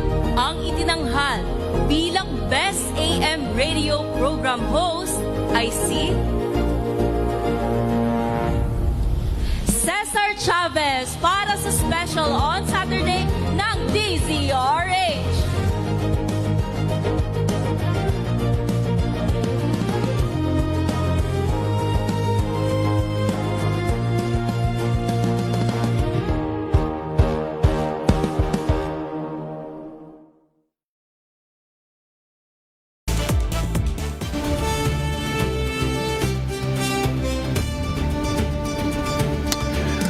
mga kabubukas pa lamang ng radyo at telebisyon at social media pages, Facebook and YouTube channel, ang panoorin natin ay pamilya ng Department of Finance ng mga nakaraan ay DSWD, Department of Agriculture, DOJ at the Department of Education. Maraming mga naipagmamalaking mga milestone accomplishments sila roon, pero lagi ang tanong, saan galing ang pera? At kaya nyo bang i-sustain ito? Kaya in-invite natin ang pamilya ng Department of Finance. Pero bago dyan, nais ko munang batiyan ang ABC President ng Quezon City, si Cap Jojo Mahusay. Sir, magandang umaga sa iyo. I understand napakagaling mong mag-badminton. Pero alam po ninyo, tennis pa rin ako. Tennis pa rin ako. Ang hirap na ngayong mag-reserve ng tennis court. Imagine that. Dati, ang aking regular court ay 6 to 7 in the morning. So, makaka-reserve ako ng 1 week. Ngayon, 2 weeks, 3 weeks, sapagkat marami nang naiinganyo si Alex Iyala. Imagine that. Alright, isa pang mahilig mag-badminton, si Ronald Del Rosario ng Morning Badminton Group dyan ho sa Celebrity. Magandang umaga sa mga pogi ng Celebrity Sports Plaza. Alright, kanina, pinag-usapan natin ano ba ang role ng Department of Finance. Ang katatagan ng bansa ay sa katatagan ng pananalapi, kahit maraming ingay, left and right, political noises. Pero kung mahina ang ekonomiya at mahina ang pananalapi, ano ang isusustain para infrastructure na sinasabi kanina ni Secretary Go, pump priming the economy. Pero para makita natin ang ilang mukha ng tagumpay kung meron man, silipin natin ang ilang GFIs, Government Financial Institutions, halimbawa GSIS, SSS at Land Bank. Sa ilalim ng Marcos administration, sila ba ay nag-perform, Mr. Secretary? Kasi Cesar, dyan may magandang balita po tayo. Maganda ang kalagayan ng ating mga GFIs at GOCCs. Kaya nga po ay record dividends po ang ating nakolekta sa kanila this year. We collected a total of 147 billion ng dividendo galing sa ating mga GFIs at GOCCs. Gagawin ko lang po halimbawa ang Land Bank at ang SSS. Silang dalawa po, ang net income po nila ay ang pinakamataas sa kasaysayan nila. Ang Land Bank po ay nag-income ng 44 billion pesos. Ang SSS naman po ay nag-net income ng 143 billion pesos. Ang GSIS naman ay 138 billion pesos. Marami tayong na-accomplish last year sa SSS. For one, ay umabot na yung pension reserve fund natin ng 1 trillion pesos. Ano rin po to? First time sa kasaysayan ng SSS. Ang ibig sabihin po nito, ang mga pensionado sa SSS ay may kapanatagan. Yes, may kapanatagan. Yes, sir. Ako, political reporter, Senate reporter, si Secretary Go was a business reporter, Manila Times. So, kapanatagan. Yes. So, yung mga pension na matulog ng mahimbing. Yes, matulog ng kahit mahimbing. may bagyo, may lindol, say, ano ba ang actuarial science na pinag-uusapan natin dito? Anyway. But basically, sir, yes, meron tayong 1 trillion pesos, matulog ng mahimbing ang ating mga miyembro ng SSS. Ganon din po ang mga miyembro ng GSIS. So, marami tayong mga nagawa last year. Bibigay pa po ng halimbawa. Meron kasi yung isang malaking kinakarga nung pumasok sa gobyerno. Bakit ang mga tao ay kailangan maghiram sa mga loan sharks? Ba't sila naghihiram sa mga tinatawag nating 5-6? At nagbabayad sila ng interest na humihigit ng 10% a month. So, nung pumasok ako sa Department of Finance, I challenged SSS at GSIS, gumawa nga kayo ng programa para makatulong tayo sa ating mga miyembro. Ba't nila kailangan maghiram ng ganito kataas? Sa loan sharks. Sa loan sharks, ng napakataas na interest rate. Ang ginawa po ng SSS, gumawa sila ng micro-loan program. Kasi ito po ang yung mga emergency na pangangailangan ng mga tao, hiram sila, maliit na pera lang. 5,000, 10,000, 20,000. Rolling ito ngayon? Gumagana ito ngayon? Yes, gumagana na po ito. Sa GSIS, tawag po nito ay Ginhawa Go. Hindi dahil sa apelyido ko Pero ginhawa Go, pwede ka maghiram ng up to 50,000 pesos. Ang interest rate Kung gusto mong guminawa, go to SSS. Yes, GSIS. So, up to 50,000 pesos, ang interest rate po ay 6% a year. Mas mababa sa 10% monthly. Boss, ang monthly nito 0.5%. Wala pang 1%. 6% a year. Utang na. Kung sa loan shark ka, 10% a month. Dito po, 0.5% a month. Or 6% sa isang taon. Yes, sa isang taon. GSIS ito? GSIS to. So, government employees, local and national GFIs and GOCCs, pwedeng mangutang ng 50,000? Ang tao, ang miyembro. Sa SSF po, similar microloan program up to 20,000. Ang prinsipyo kasi nito, Cesar, ay maraming tao humihiram ng pera short term. Ang problema, hindi nila nababayaran dahil sa taas ng interest. Kaya bumabaon sila sa utang. Patong ng patong. Rollover. Yes, rolling. Kasi hindi mo mabayaran. Utang ngayon na mas malaki para mabayaran mo yung dati. Tapos hindi mo rin mababayaran, hihiram ka rin ng malaki. Wala namang nagigising isang umaga at magsasabi, hihiram ako ng 100,000. Correct. Mag-uumpisa ka sa 5,000. Tapos hihiram ka ng 10, tapos ng 20. Pwede na itong pang negosyo, no? Whatever na emergency pangangailangan nila. Kaya kailangan sa unang utang pa lang nila, tulungan na natin sila. Kaya ang ating mga GFIs, SSS, GSIS, gumawa po ng microloan program. Tayo lang po gumawa nito. Alright. Si dating Senate President Franklin Drilon, na baka nanonood ngayon, lagi niyang sinasabi yung mga non-performing GOCCs and marami pa ba yan ngayon o maraming performing ngayon ang mga GOCCs, Secretary? Magandang tanong yan. We have over 100, lampas sa 100 ng ating GOCCs. Siguro masasabi ko 10% sa kanila ay dapat isara na. At nasa proseso na sila ng pagsasara. Pero syempre sa gobyerno, may prosesong kailangan sundan. So medyo mabagal. Nararamdaman nyo na ang konting frustration dito, Secretary? Siguro from hindi private sector, from private sector to government? Hindi maiwasan. Alright, pag sinabi nating 44 billion, 143 billion, 138 billion, SSS, GSIS, Land Bank, ang income nila, unprecedented, you're saying under the Marcos Jr. administration. Anong ibig sabihin ito sa ekonomiya natin? Well, ibig sabihin po na magandang pagtatakbo. At, marami nag-avail? Ibig rin sabihin po, ang Land Bank, for example, siya dapat nang nagpapahiram sa mga farmers. Mas marami nang hiram? Maraming natutulungan. At marami ang papahiram? Yes, correct. The better ang performance po namin ng GFIs, mas malaki ang pondo natin na pwede natin ipahiram sa ating mga borrowers. Ibabalik ko ulit sa middle income status. Anong ibig sabihin nito? Kapag ka ang Land Bank ay unprecedented 44 billion, 143 billion, GSIS, 138 billion, SSS, anong ibig sabihin nito? Ganito lang yan, Cesar, no? Kapag maganda ang credit rating ng bansa, maganda ang income classification ng bansa, ang bansa ay makakahiram ng mas mura. At walang bangko ang hihigit sa gobyerno.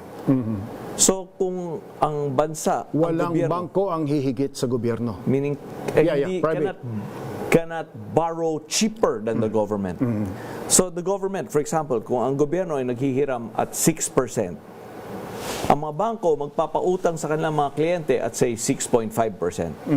Ibig sabihin to sa mga tao, kung ang bansa, ang gobyerno ay nakakahiram ng mas mura dahil sa tiwala ng mundo sa Pilipinas, ay bababa din ang borrowing costs, ang interest rates ng mga humihiram sa Pilipinas. In two lines, kapag ka dahil sa pagtaas ng credit rating natin, halimbawa, mas maraming nakakapagpautang sa atin, and therefore mas lumalaki ang pondo natin para pampahiram natin sa mas mababang interest. Correct. In the process, gumugulong ang ekonomiya natin hanggang sa countryside. Yes. Alright.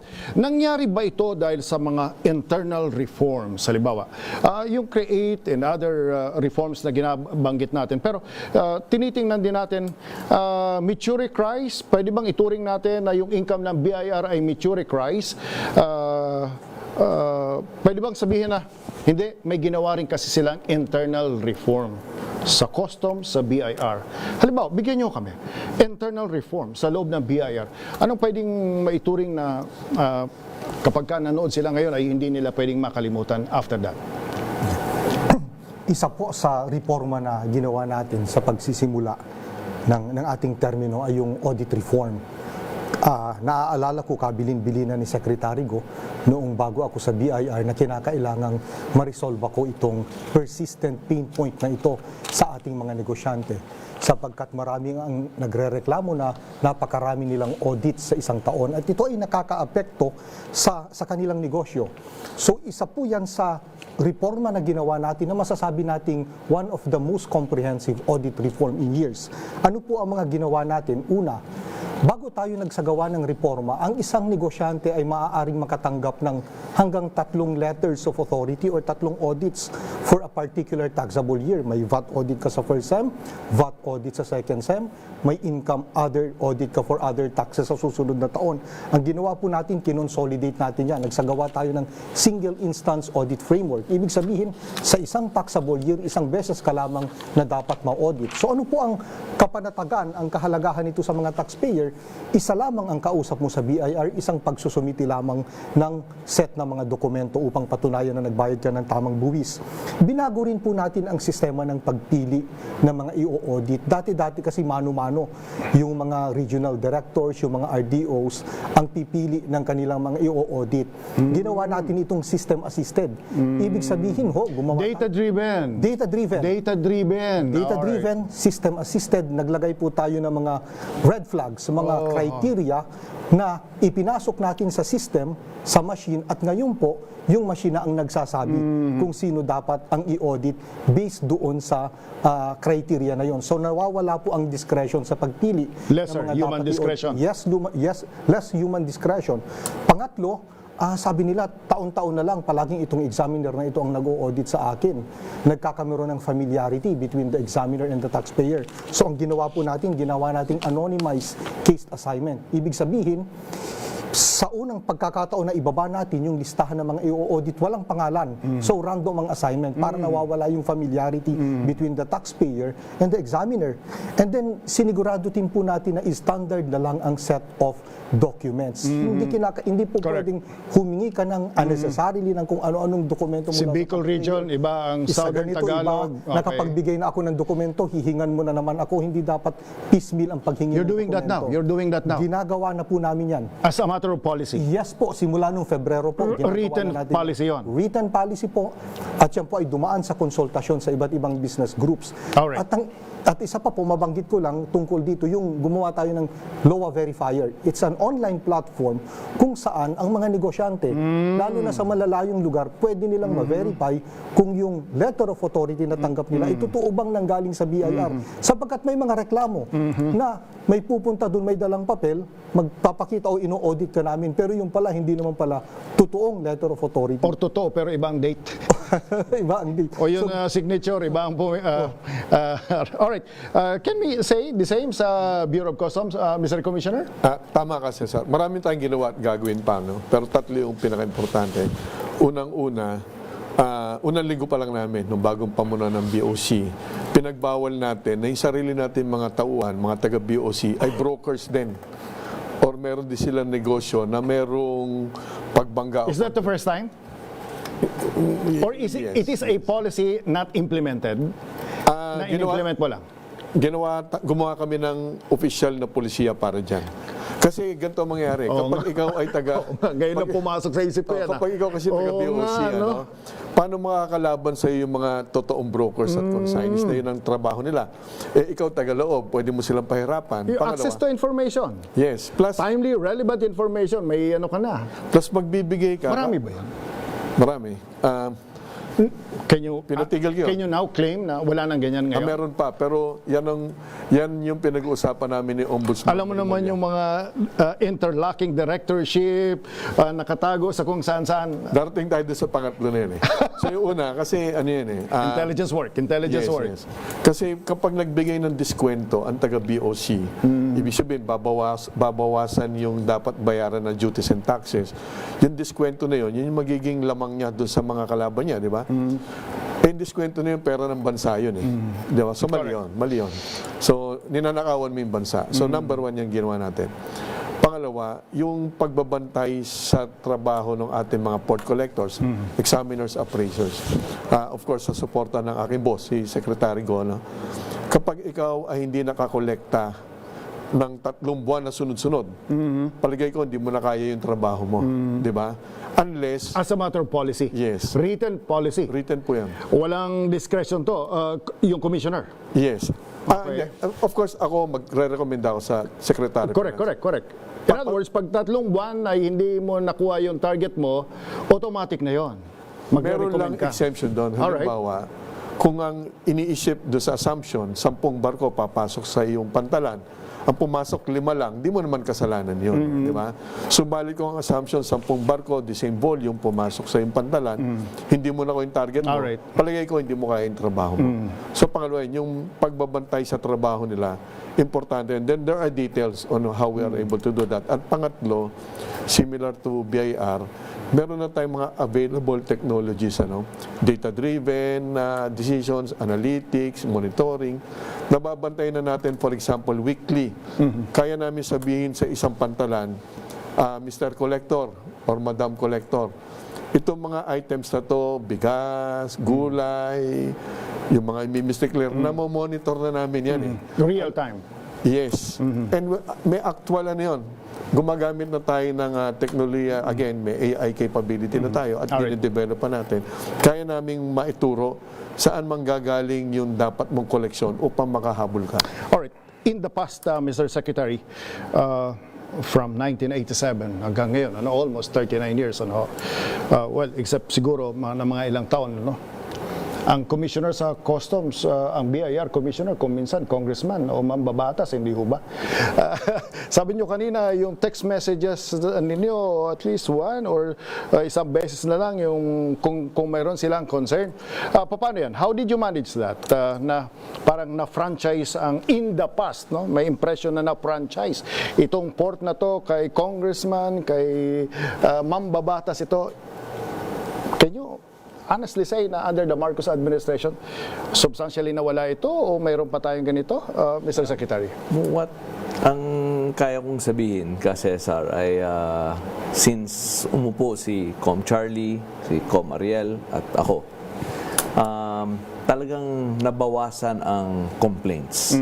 Talagang ang mga reklamo dati ay araw-araw natatanggap namin. Ngayon talagang nabawasan. Alright. So talagang maganda ang mga reforma at mga programa na ginawa ng Bureau of Customs at BIR. Alright. Akala ko ang sasagot ni BIR Commissioner at ni Customs Commissioner, tingnan nyo ang numero. Tumaas ng todo-todo ang income namin. Yun ang resulta namin. Alright, ilan mo ng paalala?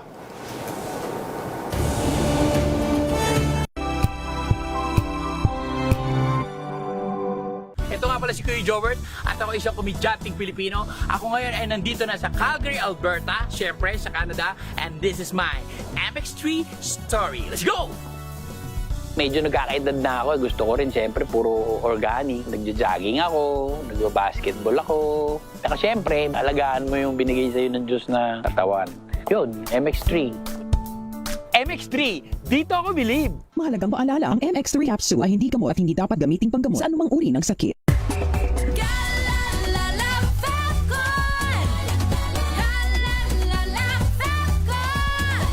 Ang bango ng sampayan, tara na magsayawan! Calafabcon, amoy nakaka-joyful!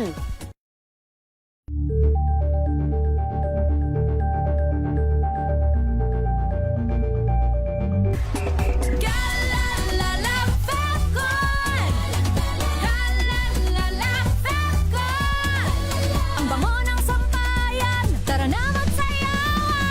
Falcon. Amoy nakaka-joyful.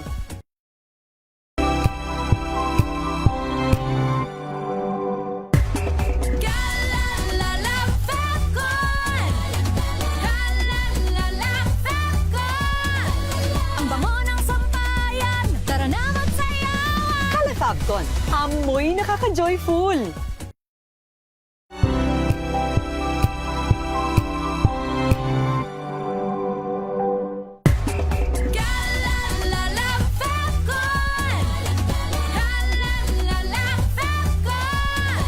Ang bango ng sampayan, tara na magsayawan. Falcon. Amoy nakaka-joyful.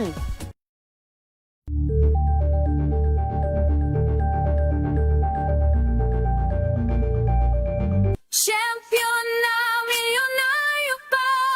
Pagkakataon mo na namang manalo ng 1 million pesos tax-free. Dahil eto na naman ang champion na milyonaryo pa. At ngayon, may papremyo na rin kami para sa inyong mga suking sari-sari stores. Ilagay sa isang malinis na papel ang iyong complete name, age, address, contact number at pirmahan. Maaari din ilagay ang iyong suking sari-sari store at ang kanilang address at contact number. Ilagay sa isang white legal-sized envelope na nakipag na rin man sa mga required proof of purchase o POP. Ang tamang bilang ng empty sachets, wrappers o mga pouch ng mga sumusunod na makikita sa official website and Facebook page ng Champion na Milyonaryo Ba, Champion Bar, Champion Powder, Champion Liquid Detergent, Champion Fabric Conditioner, Champion Dishwashing Liquid at Champion Dishwashing Paste. At sa labas ng envelope, ilagay ang Champion na Milyonaryo Pa, ang POP na ginamit at ang MBC radio station na iyong pinakikinggan. Ihulog ang iyong entry sa mga drop boxes na matatagpuan sa iyong mga favorite MBC radio stations. Mas maraming entries, mas malaki ang chance mong manalo. 1 million pesos tax-free ang pwede mong mapanalunan sa Grand Draw. Libo-libong piso ang ipamimigay sa mga weekly draws na gaganapin sa mga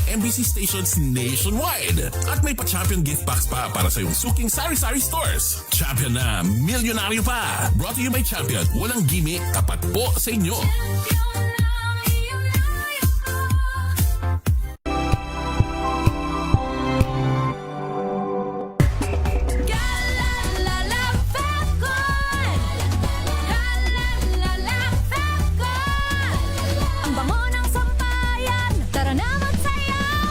Falcon. Amoy nakaka-joyful.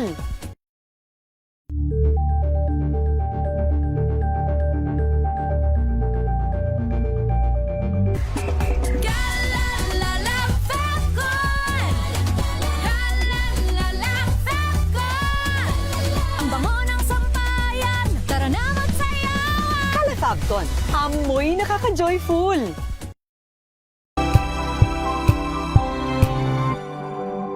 If I get impeached, then that is my end.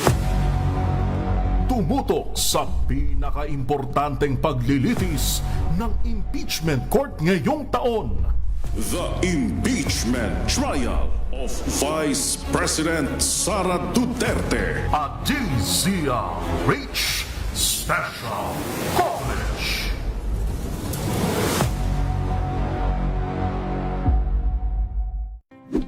Sa lahat ng mga nanonood at nakikinig sa atin. Thank God it's Good evening, Metro at Mega Manila. Magandang gabi, Pilipinas, Metro and Mega Manila. Pilipinas Extension sa DZRH at RH-TV. Samahan Sa pool, Sabado.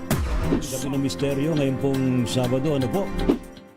Maagang balitaan, maagang usapan sa mga issue at balita. Kasama si Kuya Angelo Palmones sa Magandang Umaga Pilipinas. Mula Lunes hanggang Biyernes.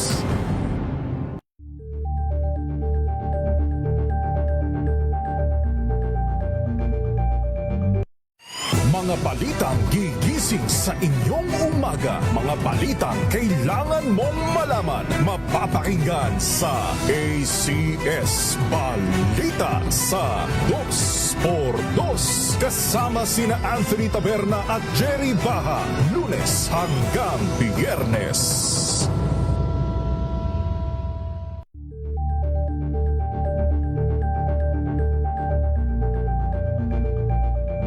Alamin ang mga maiinit na isyung pambayan, mga balitang kailangan mong malaman, usapin sa pamahalaan, politika, ekonomiya at kabuhayan. Ito ang mga dapat mong malaman, pakialaman at pag-uusapan dahil kayo ang tinig ng mamamayan dito sa Damdaming Bayan. Live sa DZRH Radio, DZRH TV at DZRH Digital. Kasama sina Lakay, Deo Makalma at Elaine Apit. Araw-araw, Lunes hanggang Biyernes. Damdaming Bayan. Tumunog na ang gandingan para sa kalikasan. Ang itinanghal bilang Best AM Radio Program Host ay si Cesar Chavez para sa special on Saturday ng DZRH.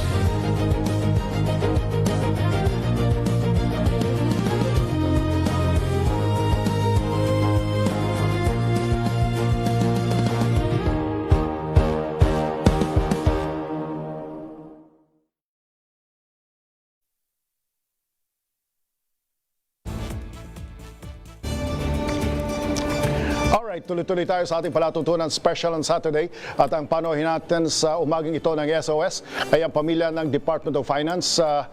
Isang round, tingnan natin. Yusek Carl Adriano, sir, kung mayroong isang bagay na dapat silipin, tingnan ng ating mga kababayan sa Department of Finance in the next 2 years, ano po yan?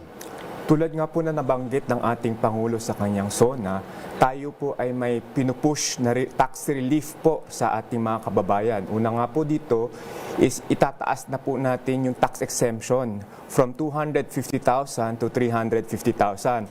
Ang magiging resulta po nito ay additional income na maximum of 17,500 sa kada pamilya po, kada pamilya. At ang isa pa nga pong nabanggit ng ating Pangulo is i-accept na po natin ang ating micro and small businesses sa minimum corporate income tax. Ibig po sabihin nito kapag ikaw po ay nalulugi or break even ka lang po, micro and small business ka, wala ka na pong babayaran ng minimum corporate income tax. Alright, malaking bagay yan. Sa PPP natin, Yusek Cathy po. Sir po kasi, sir, makaka-relate po kayo na excited po ako sa mga pag-andar ng train. So, in the next 2 years po, we're expecting yung North-South Commuter Railway na magsimula na po umandar, pati po ang MRT-7. Malaking bagay po ito sa mga kababayan po natin na nagsasuffer ng traffic everyday. Binabanggit ni Yusek Cathy Fong, MRT-7 from North Avenue hanggang doon sa Amparo, Caloocan, likod ng Fairview. 12 stations, imagine that 400,000 passengers every day ang makikinabang at doon naman sa North-South Commuter Railway Project, siguro on the average 150,000 ang makikinabang sa initial phase nito. Medyo malaking may tutulong at impact nito sa negosyo at yung productivity ng mga empleyado natin. Sa ODA, Overseas Development Assistance, anong nakikita natin in the next 2 years under the Marcos administration, Yusek Joben? Banggitin ko tatlo, mabilis lang. Sa edukasyon, itong Department of Science and Technology, DepEd at saka Philippine Science System, nag-combine sila to improve itong tinatawag na STEM program, Science, Technology, Engineering, and Mathematics program.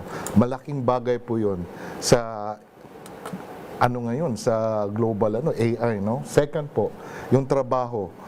Yung TESDA po, tinutulungan natin through an ODA program para lumakas yung preparasyon nila ng mga modules at teaching systems para sa mga tao na gusto from school to directly to work, yung skills improvement po. Pangatlo po, itong power, kuryente. Babalikan po natin ng malakas ang geothermal energy exploration. Malaking bagay po yun na para bumaba yung electricity. Alright, so ODA pala. ODA. Sa edukasyon.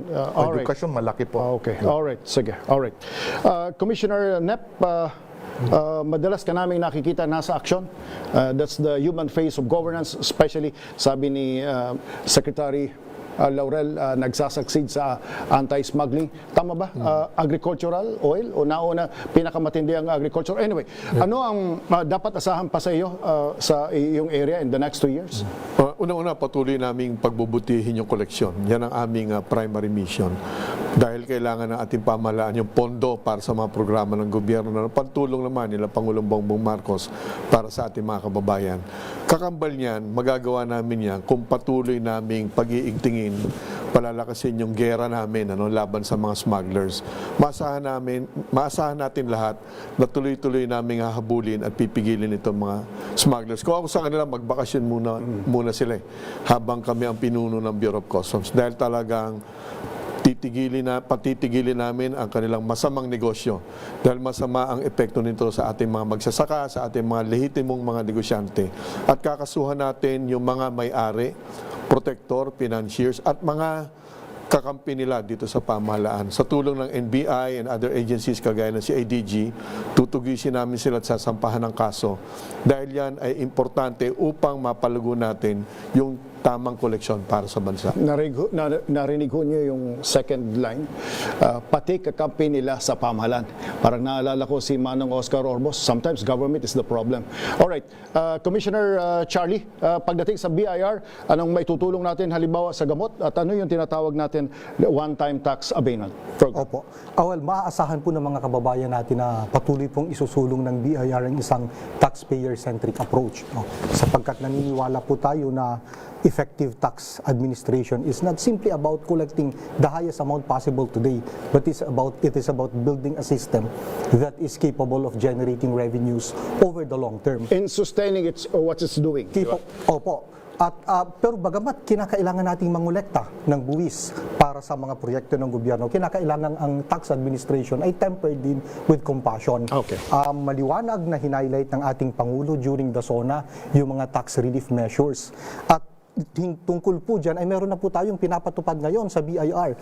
Habang nag-uusap po tayo, umaandar na yung ating one-time tax abatement program para sa ating mga micro taxpayers. Pag sinabi pong micro taxpayers, ito yung ang gross sales lamang sa isang taon ay hindi lumalampas ng 3 bilyong piso. Ito yung mga maliliit na karinderya, maliliit na cafeteria. So ano pong ibig sabihin nun?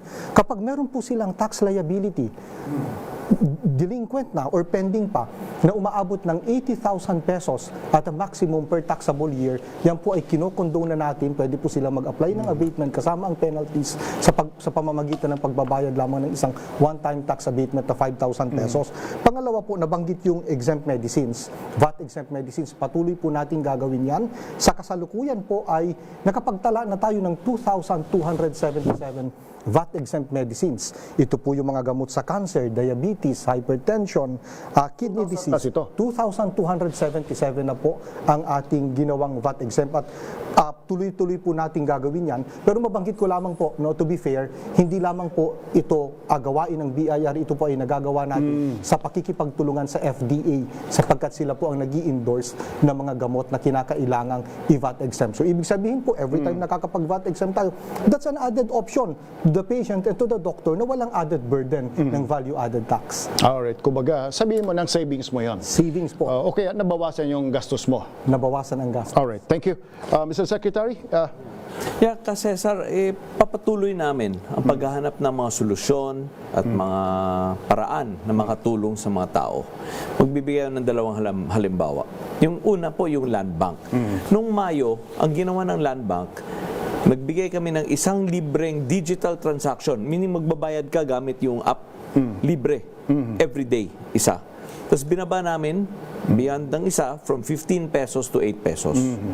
At maraming P2G, ibig sabihin, mga tao nagbabayad sa gobyerno, dati kapag nagbabayad ka electronically, gamit mong cellphone mo or e-payments. May bayad. May bayad. Tinanggal namin yan. Anong resulta po niyan? Now, all the major banks, lahat po ng malalaking bangko, zero na po ang digital payments.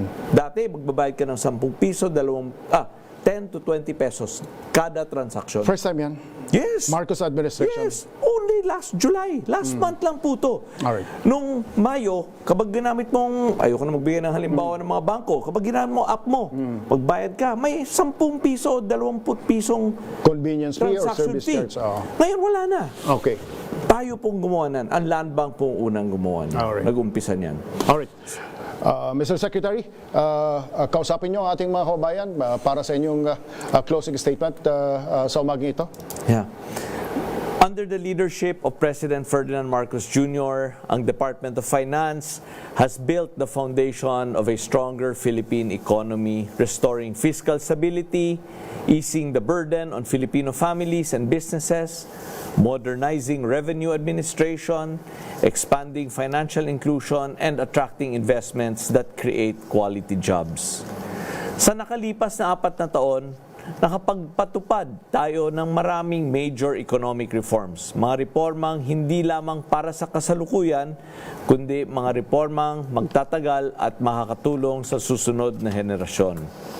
Naibaba namin ang fiscal deficit mula 7.3% noong 2022 nung kami nagsimula, ngayon po ay 5.4% na lang ngayong 2026. Sa pamamagitan ng mas mahusay na revenue collection, mas matalinong paggasta at patuloy na paglago ng ekonomiya. Kasabay nito, nananatiling isa ang Pilipinas sa pinakamabilis na lumalagong ekonomiya sa mundo. Ang average GDP po natin growth ay 5.8% sa ilalim ng Administrasyon Marcos, halos doble ng global average.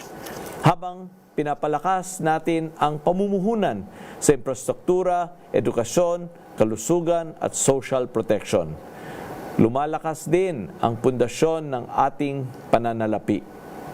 Dahil sa disiplinang ito, naaabot ng Pilipinas ang investment-grade credit ratings mula sa lahat ng pangunahing international credit rating agencies. Itong pinag-usapan natin kanina na ito ay magpapababa ng interest rate or borrowing rate at makakatulong sa lahat ng Pilipino. Isinulong din namin ang Create More, ang PPP Code, ang Investors Lease Act, ang Mining Fiscal Regime Act, ang Capital Markets Efficiency Promotion Act, VAT refund for tourists, at mga iba't ibang reforma sa capital markets at lalo na mga reforma namin sa BIR at sa customs. Ang mga reformang ito ay nagpapalakas ng kumpiyansa ng investors at nakakaakit ng mga international companies. Pinalawak din natin ang financial inclusion. Inalis natin ang online bank transfer fees. Pinadali ang digital payments at pinababa ang stock transaction tax. Ito ay talagang nakatulong sa mga tao. Higit pa dyan, bunga ng ating mga reforma, marami tayong natulungan. Pinalawak natin ang VAT exemption sa 2,279 essential medicines. Nagbigay ng abot-kayang pautang through microloan programs ng SSS at GSIS. At tinaas natin ang mga pensions. Ang magiging legacy ng Administrasyong Ferdinand R. Marcos Jr. ay isang mas disiplinadong pamahalaan, mas matatag na pananalapi, at mas competitive at inclusive na ekonomiya. Isang ekonomiyang patuloy na nagbibigay ng trabaho, nagpapalawak ng oportunidad, at nagdadala ng mas magandang kinabukasan para sa bawat Pilipino. Alright, thank you, Mr. Secretary. Matatag na pananalapi, inclusive growth. Yun ho ang final statements ng ating kalihim ng Secretary of Finance. Secretary, we're done with our 2 hours. Marami pa akong tanong. Maybe next time, Yusek Carl, thank you. Yusek Kati, magandang umaga sa iyo. Yusek Joben, thank you. And Commissioner Charlie and Commissioner Nep, maraming salamat. At sa lahat ng sumubaybay sa ating palatuntunan, sa Twitter account, sa ating Facebook, DZRH Television, Facebook, DZRH News, pati na sa YouTube channel natin, sa mga nakinig sa atin at nanood sa cable channels at radio stations from DZRH Lawag down to DZRH Davao. Maraming salamat sa inyong pagsubaybay. Ako po si Cesar Chavez. Beyond headlines, beyond news for public consumption, I ask questions to help build a nation. Magandang umaga po.